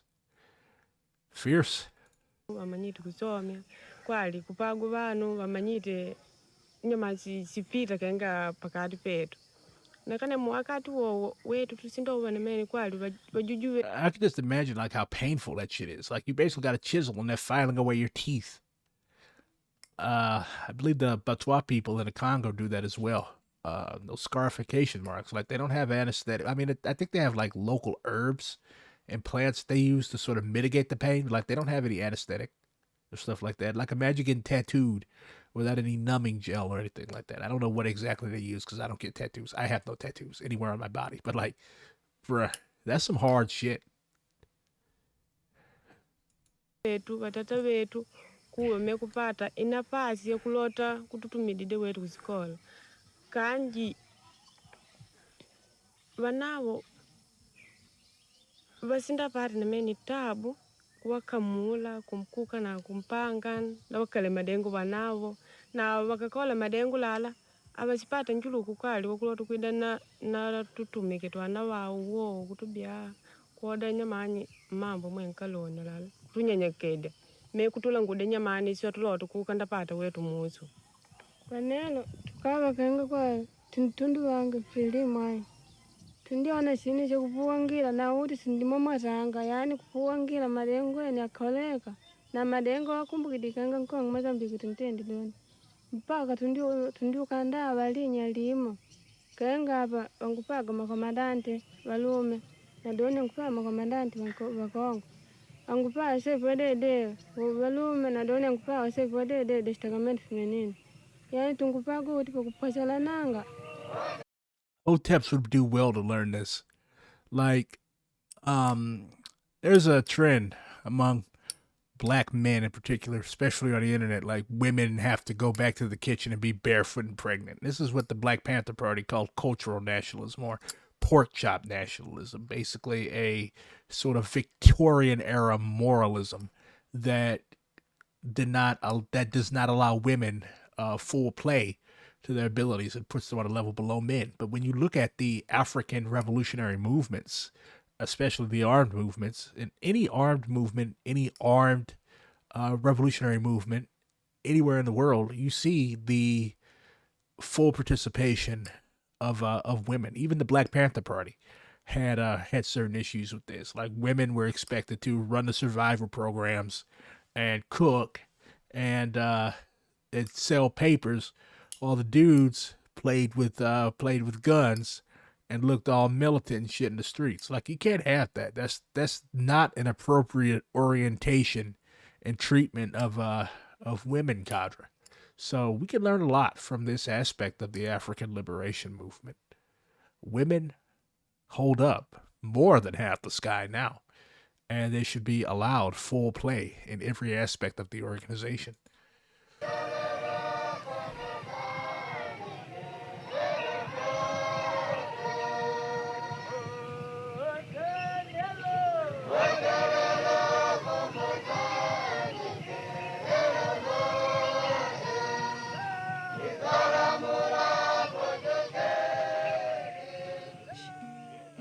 Chamo Simão Elias. Eu estou na Frelimo. Como membro da Frelimo é para ajudar o povo moçambicano. Visto que eu também pertenço a Moçambique. Sou filho dentro de Moçambique, nasci em Moçambique e isto vi melhor servir o meu povo. Estou na Frelimo a servir o meu povo. E na medicina é tal e qual. Estou ali na medicina praticando, quer dizer, ter ideias da direção do serviço de saúde para ajudar o povo moçambicano. Somente. Quando será livre Moçambique? Moçambique não se sabe a quando será livre. Mas é uma coisa que não se sabe a quando será livre. Sim. Vai durar muito tempo? É capaz de durar ou não, mas é porque custa dizer, é porque não se sabe. Não se sabe.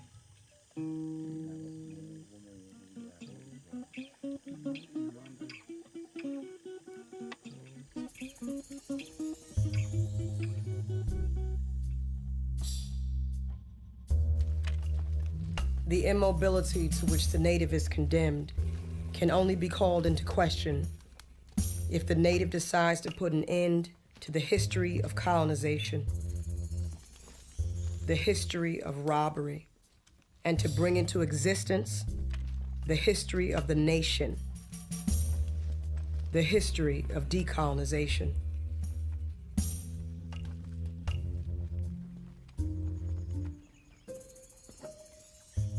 It is clear that in the colonial countries, the peasants alone are revolutionary, but they have nothing to lose and everything to gain. A lot of more dogmatic Marxist-Leninist types have issue with Fanon saying this because, like, oh, what about the proletariat? Okay, these countries don't have an industrial proletariat. Like, 99.9% of your country is peasants, so you're gonna have to work with the fucking peasants, bruh.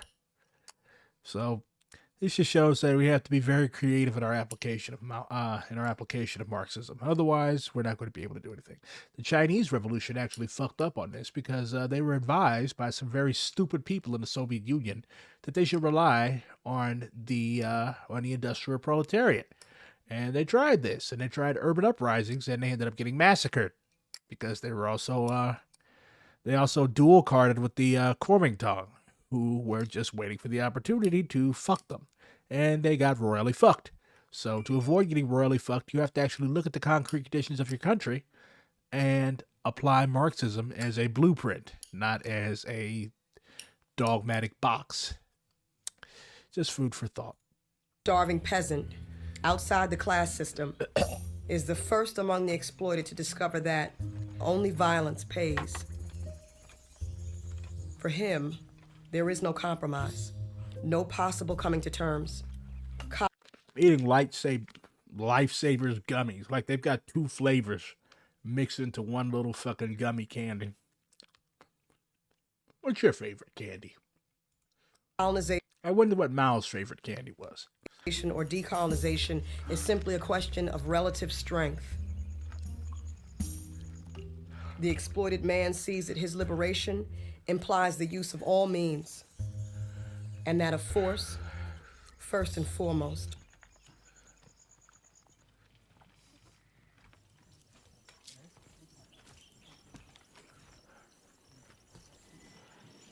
Tu ka bem ka zado 4 sato ke bimba bota bumba balmale oja manga de gente na casa ma outro balma era bante outro cara bante ma mol são minjer e quebra na casa tudo na nota banca suma no sel.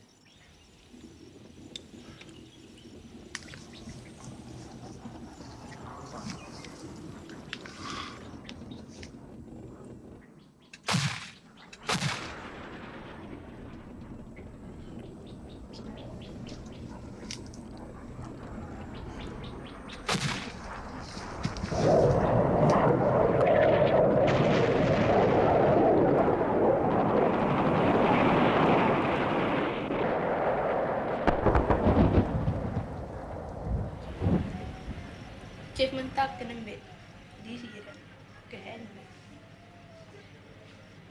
Sandal. Tanggup hai. Jesus. Buat mesti yang buka tidak buat buat di tengah ada di sila acumba.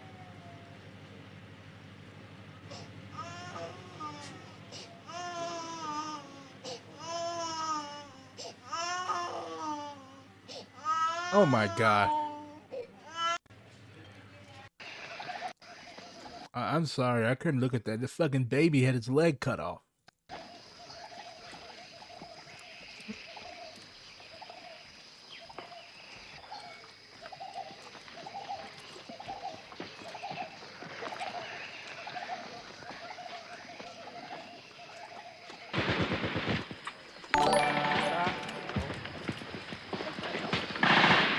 Thanks for that.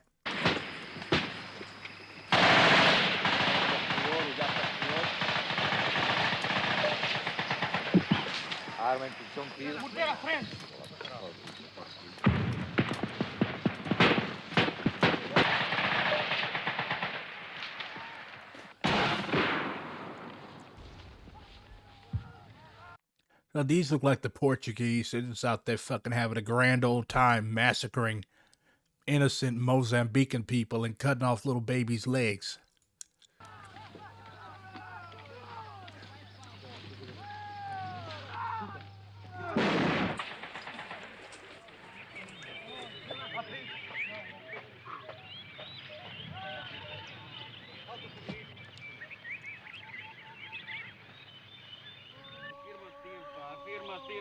Afirmativo. Ora, informa-se já está a poder escuta.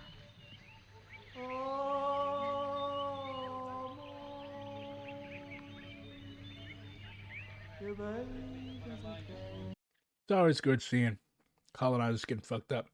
Also, like, you look at these Portuguese soldiers, they obviously don't want to be there. Like, they hate this place. They're in the fucking jungle. They're not used to it. You got fucking leeches. You got tsetse flies. You got all types of diseases. You got fucking malaria out in the jungle, which is basically death to Europeans. You got all this shit. Like, this is why they rebelled, and this is why they took over their home country. Because, like, they were sick of this shit. Angola, Guinea-Bissau, Mozambique. Like, they were like, what the fuck are we doing here? Like, these people are miserable and pissed. They don't want to be there. They don't know why they're there. Why should they go and die to help keep the fucking Portuguese fascist ruling class rich? Diz a minha mãe eu não vou pra guerra. Diz a minha mãe que eu não vou pra guerra. Diz ao There were still settlers going to the colonies for jobs in the 60s. Yeah. Was it fucking worth it?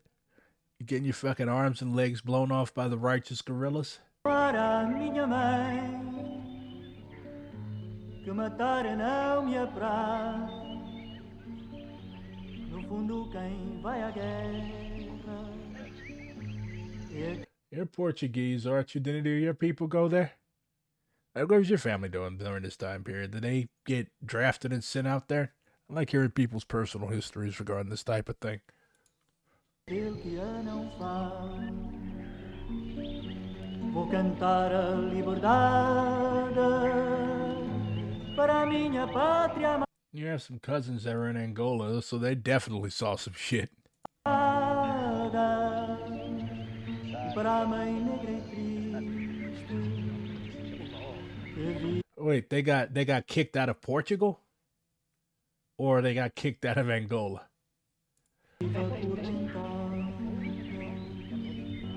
Mas a voz do nosso povo. Oh, happy for them. No dia do julgamento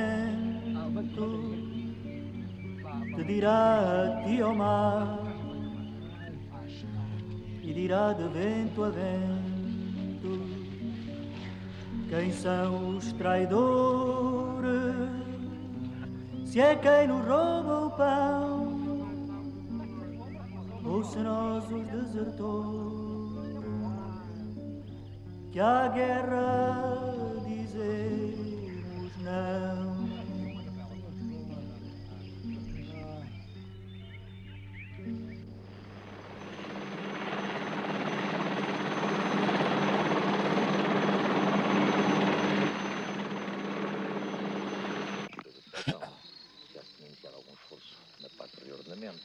É que foi um bocado diferente. E depois às tantas, quando a gente vai voltar para começar a movimentar, fomos também parados depois. La situation politique en Guinée est semblable à celle des autres territoires portugais. Les populations, dans leur grande majorité, What's up with this guy's eye? Does he have a literal monocle? sont dans la firme décision de maintenir intégré. Oh my god, like the epitome of an evil colonial military governor. He's got a monocle. Dans l'ordre politique de la nation portugaise.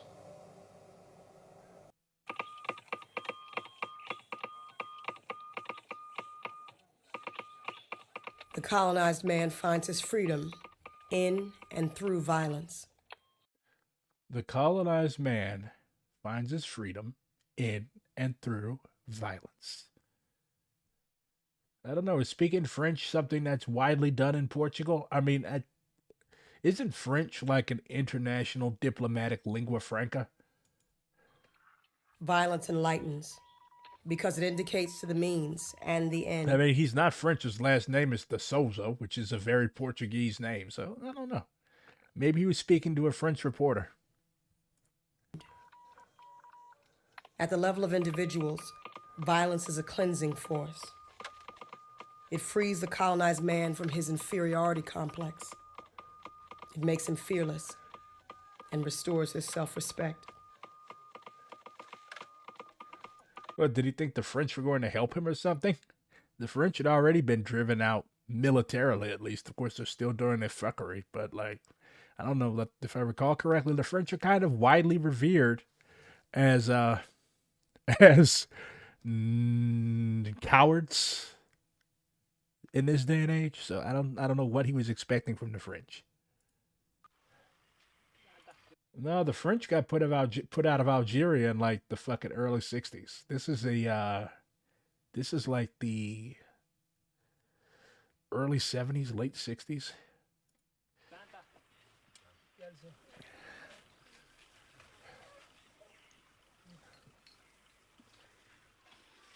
The mass of the people struggle against the same poverty, flounder about making the same gestures, and with their shrunken bellies, outline what has been called the geography of hunger.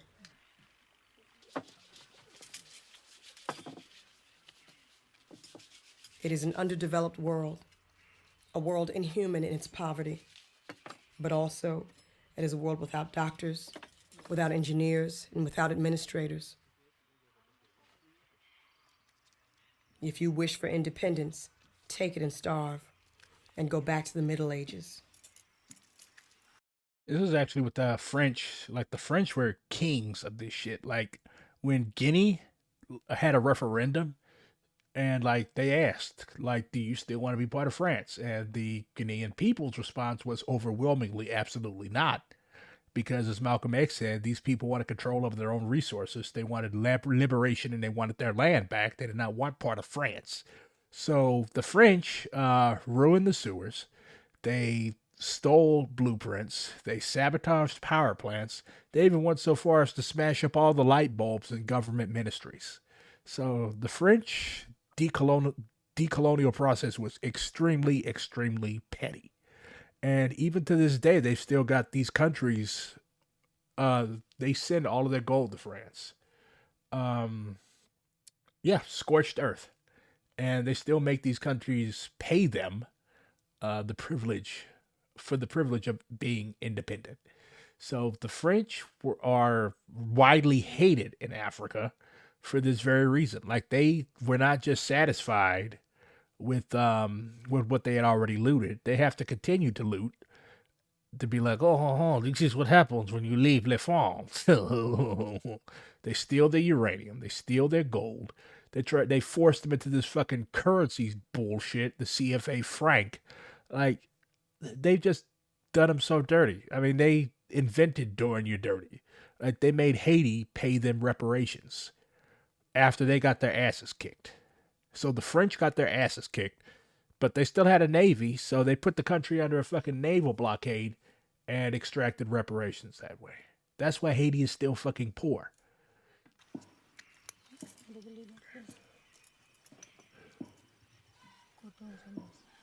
Decolonization never takes place unnoticed, for it influences individuals and modifies them fundamentally. All right, I can't look at that. I don't want to see the. I don't want to see this dude get cut on. This is a very graphic fucking part of the movie.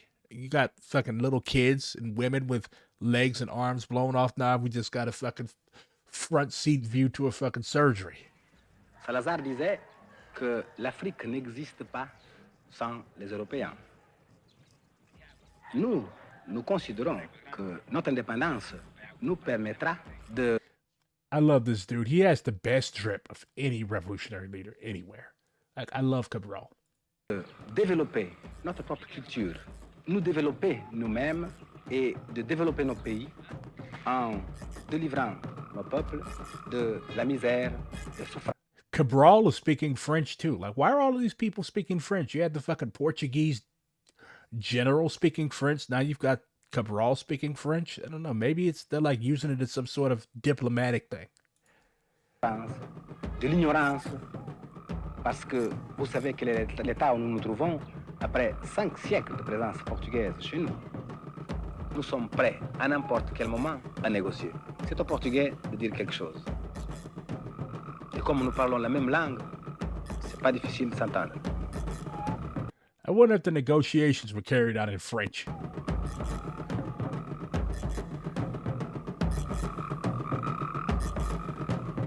And look at this dude dancing with a fucking lit cigarette in his mouth.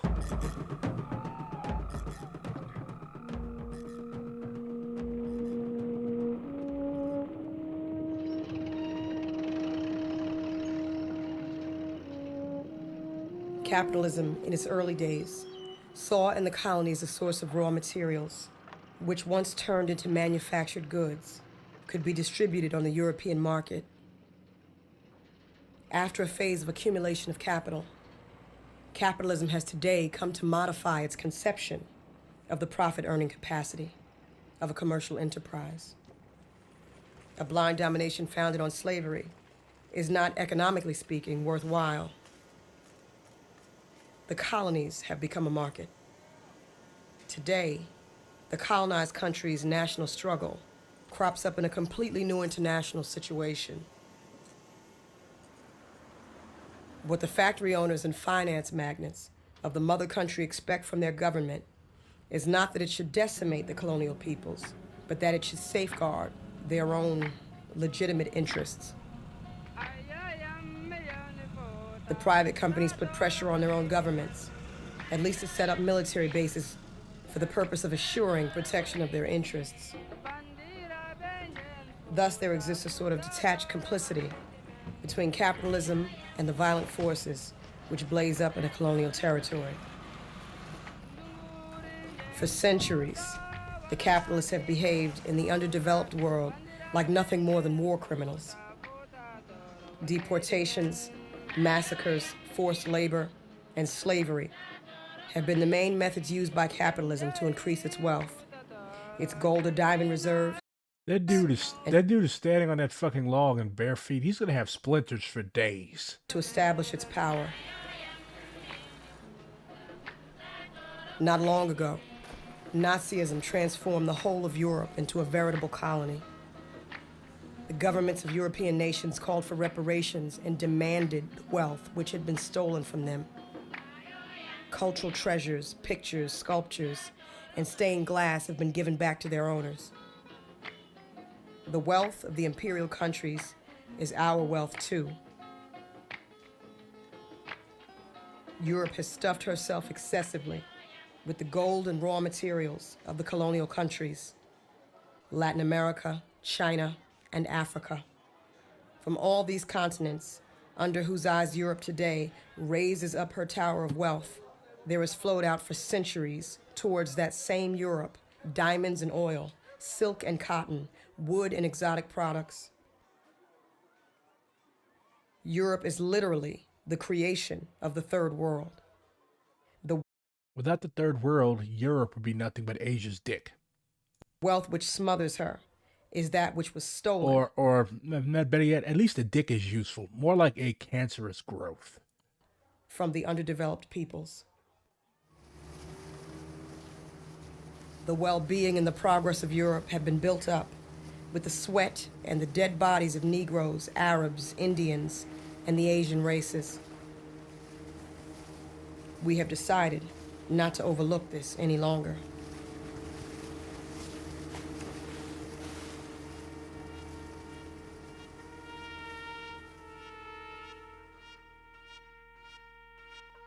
They will not manage to divide the progressive forces which mean to lead mankind toward happiness by brandishing the threat of a third world, which is rising like the tide to swallow up all Europe.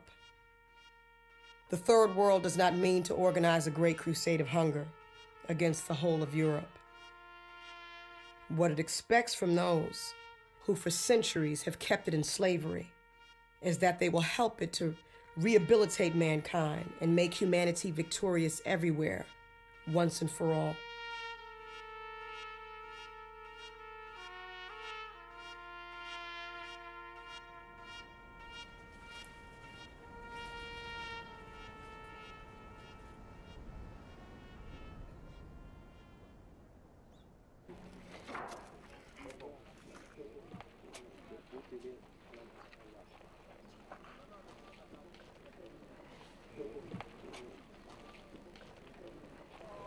Qu'est-ce que la démocratie pour vous?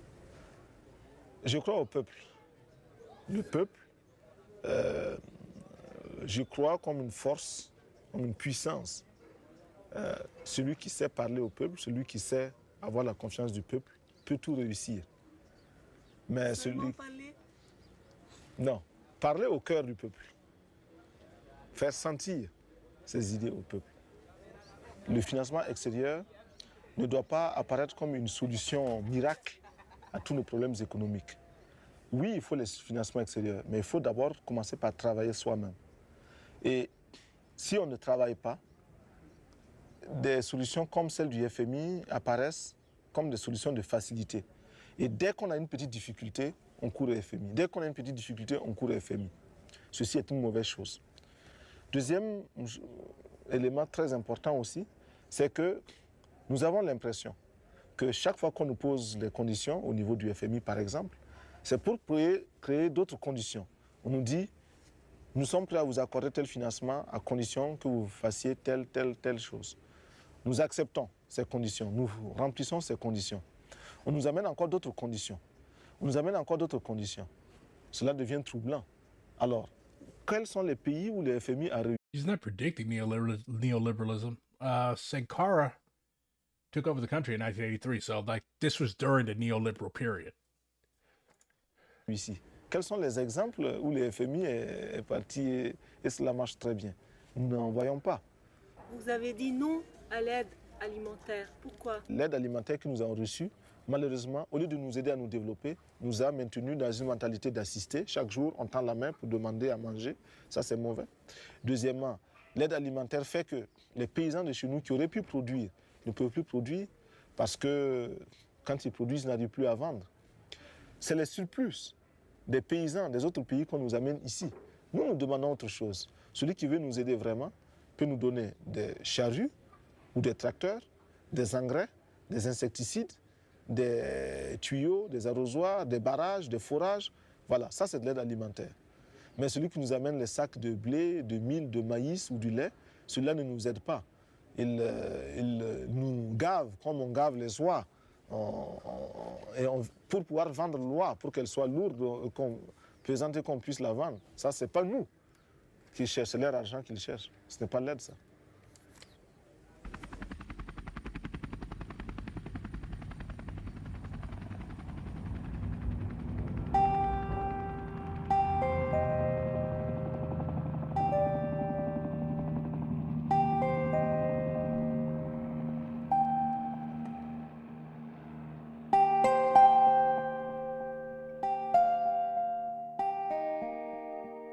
The ports of Holland, the docks of Bordeaux and Liverpool were specialized in the Negro slave trade and owe their renown to millions of deported slaves. It's one called the Upright Man, if I recall correctly. And I had a book of his speeches. I gave it to one of my coworkers.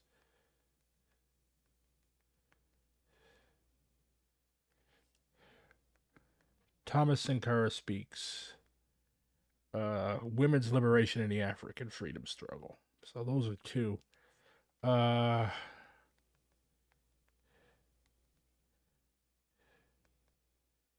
Thomas Sankara, the Upright Man. It's on YouTube. Might watch it next week. So when we hear the head of a European state declare with his hand on his heart that he must come to the aid of the poor, underdeveloped peoples, we do not tremble with gratitude. Quite the contrary. We say to ourselves, it's a just reparation which will be paid to us. This help should be the ratification of a double realization. The realization by the colonized peoples that it is their due, and the realization by the capitalist powers that in fact they must pay. But it is clear that we are not so naive as to think that this will come about with the cooperation and the goodwill of the European governments. This huge task, which consists of reintroducing mankind into the world, the whole of mankind, will be carried out with the indispensable help of the European peoples, who themselves must realize that in the past, they have often joined the ranks of our common masters. To achieve this, the European peoples must first decide to wake up and shake themselves, use their brains, and stop playing the stupid game of the sleeping beauty.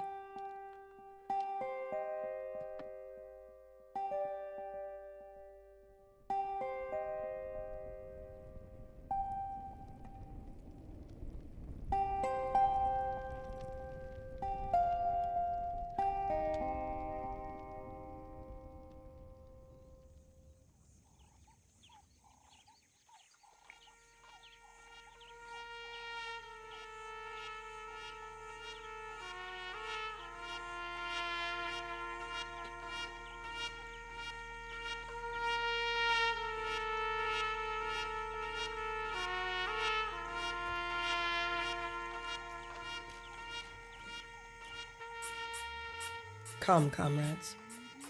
The European game is finally over. We must look for something else. We can do anything today, provided we do not ape Europe, provided we are not obsessed with catching up with Europe. Europe has gained such a mad and reckless momentum that it has lost control and reason and is heading at a dizzying speed towards the brink from which we would be advised to remove ourselves as quickly as possible.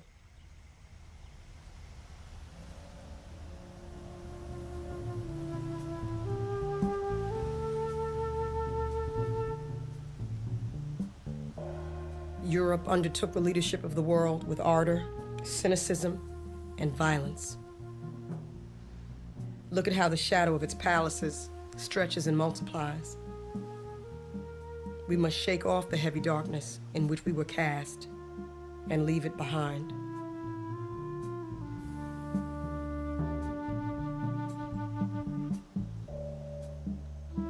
Yet it is very true that we need a model, and that we want blueprints and examples. For many among us, the European model was the most inspiring.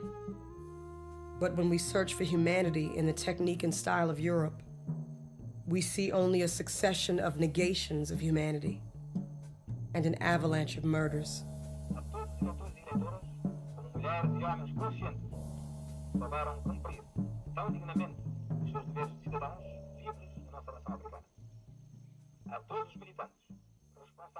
The human condition, plans for mankind, and collaboration between people in those tasks which increase the sum total of humanity are new problems which demand true inventions. Let us decide not to imitate Europe. Let us combine our muscles and our brains in a new direction. Let us try to create the whole human being, whom Europe has been incapable of bringing to triumphant birth.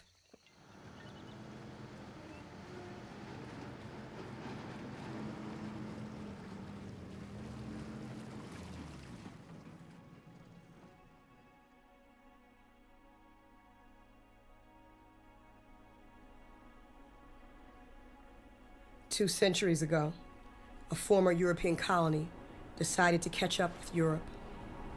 It succeeded so well that the United States of America became a monster, in which the taints, the sickness, and the inhumanity of Europe have grown to appalling dimensions.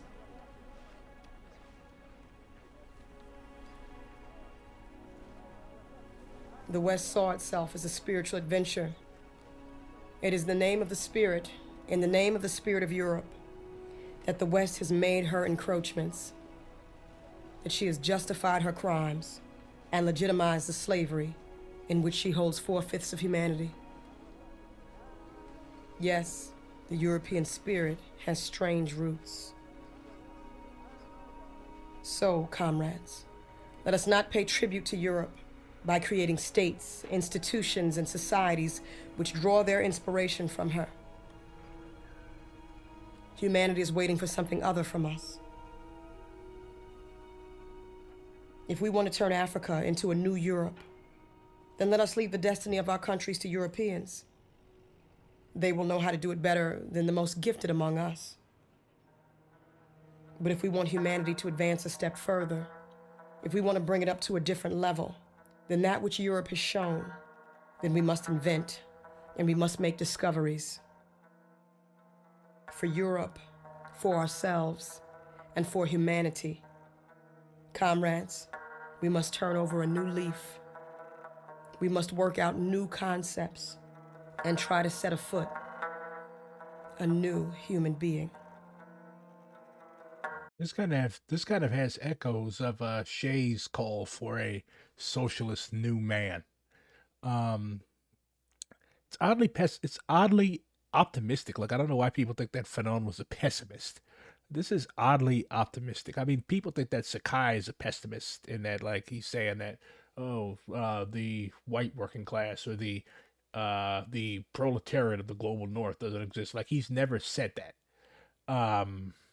But just the subject matter that Fanon is tackling here, violence, literal violence, and decolonization, for that to be the main subject matter of this excerpt, this chapter of Wretched of the Earth, this ending on an optimistic note. Like, it captures perfectly the spirit of revolutionary optimism, tempered with the necessary understanding of the actual concrete conditions in which we're working, in which we're struggling. Is China falling into the same trap? I mean, this book and this film isn't about China. It's about Europe and the horrible things that it's done in Africa. Um, but like, I don't see Chinese people or the People's Liberation Army stomping through the jungles of the Congo, massacring people or cutting off their hands or bombing villages in Mozambique or Angola. I mean, yeah, there's definitely a lot of economic chicanery going on, but like, you cannot compare the horrible things that Europe has done to and in Africa to what the Chinese are doing. Now, 50 years in the future, if both of us are still alive to have this discussion, then our position might be different. But we also have to trust Africans to know what's best for them. Like, when I was a more like hardcore mouse, like, why are you talking about the Philippines? We're talking about Africa. Like, that's the thing. Like, whenever we're talking about Africa, we should stay focused on Africa. Okay? So, like, that's the thing. Like, Afro pessimists will say that, like, Africa is not on the table. Like, Africa is something that could just be taken and twisted and turned, and Africans are fungible. They can be done whatever. Like, to be black is basically to be fucked. That's the sum of Afro pessimism. It's right there. So, like, we have to be very careful when we're engaging discussions about Africa to not bring up other things. Like, okay, we're talking about the horrible things that Europe has done in Africa. Then you bring up fucking Philippines and China. Is China doing some fucked up shit in Africa? Yes. Is it doing some fucked up shit in the Philippines? Yes. And the NPA and the Communist Party of the Philippines, thankfully, exist. So that contradiction is being solved by them. The Filipino people are working to topple their tyrannical, bought out government. So, as a black person, as an African, it's my job to focus on Africa and particularly how we can build a movement to get Europe and its horrible legacy the fuck out of our motherland. That's what I'm primarily focused on. China's investing in infrastructure. I mean, yeah, that's why a lot of Africans think that the Maoist position on China as social imperialist is kind of stupid. I still abide by it, but again, like, just looking at what China's doing in Africa, it's substantially different. Like, the Brits, if they built a railroad in Rhodesia, it was for the Brits because they wanted to take Rhodesian minerals and Rhodesian lumber out of Rhodesia. It was not intended for the benefit of the Zimbabwean people. It was intended for the benefit of companies that were based in London and Liverpool and Bristol and all these other places. But is China investing in infrastructure out of the goodness of its heart? No, it's not the 60s anymore. It's investing in infrastructure to buy goodwill because China is not a friend of the West. It's not a friend of the United States. So they're relying on third world countries, on countries in Africa, on countries in Latin America. Russia is as well, because Russia is doing some things that are extremely unpopular in the West and with the United States, like invading Ukraine. So they are in diplomatic trouble. That's why they are pivoting and orienting towards the third world, because they know that the third world has the majority of the world's population, and they're trying to outflank the West in that regard. Plus, the Chinese and the Russians are, at least for now, cutting these countries better deals. Like, this film talks about how the IMF, you saw Thomas Sankara talking about how the IMF puts African countries in fucking chains, how it fucks over African countries. So China and Russia know that history. Why? Because they're enemies of the West. So you're going to know as much as you can about your enemy. So what China and Russia are doing, are like, yeah, you don't have to deal with these people. Come deal with us. So that's why these African leaders are pivoting towards these two countries, why they're rushing to join BRICS, etc. So to answer the question, is China falling into the same trap? it's behaving in a fundamentally different manner than the Europeans did. Like when the Europeans showed up, they were there to take your shit. They had nothing to offer you. Maybe a Bible. Okay, like you heard those European missionaries talking. They didn't even know what they were talking about. They were there to brainwash the people and represent European interests. They weren't there to teach those people Christianity. Africa has been in Christianity longer than it's been in Europe. So Putin snubbed peace delegation from Africa, so Russia is kind of swimming against pivot. I mean, yeah, it's the fucking bear. It's the Russian bear. Like, they obviously see these countries as client states. Do what we tell you, or like, you don't tell us what to do. We tell you what to do. Or we're not going to tell you what to do, but we're not going to give you this, and this.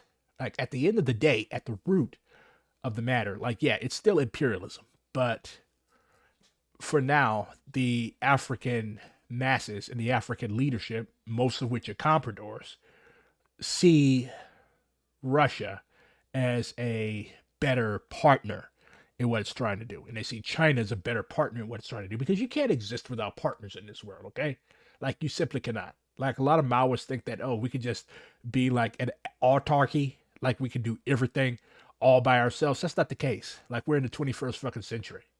So you cannot just wall yourself off. Like, even North Korea, which is literally known by the Western idiotic press as the Hermit Kingdom, would not be able to survive if it did not have China and Russia as trading partners.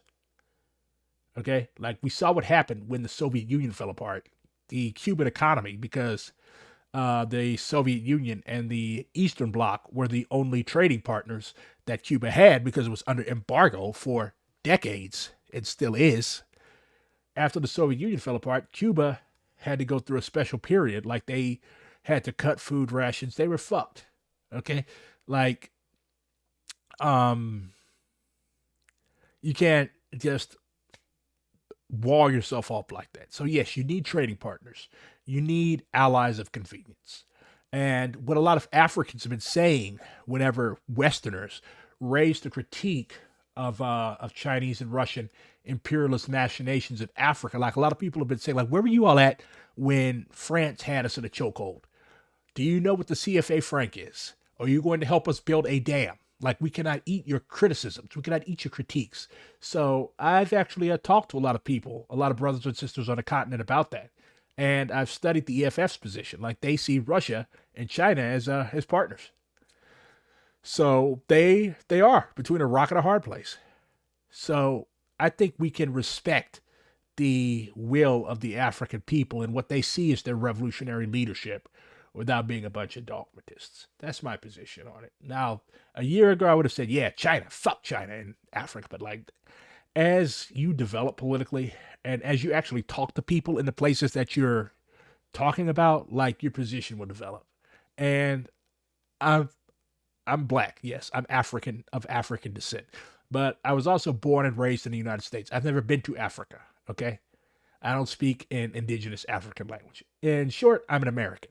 So I'm not going to posture and pose as if I know more about Africa and what's best for it than the African people themselves. So my job as an American, because I still live in the richest country in the world, my country is exploiting the shit out of people all over the place, including people who look like me in Africa.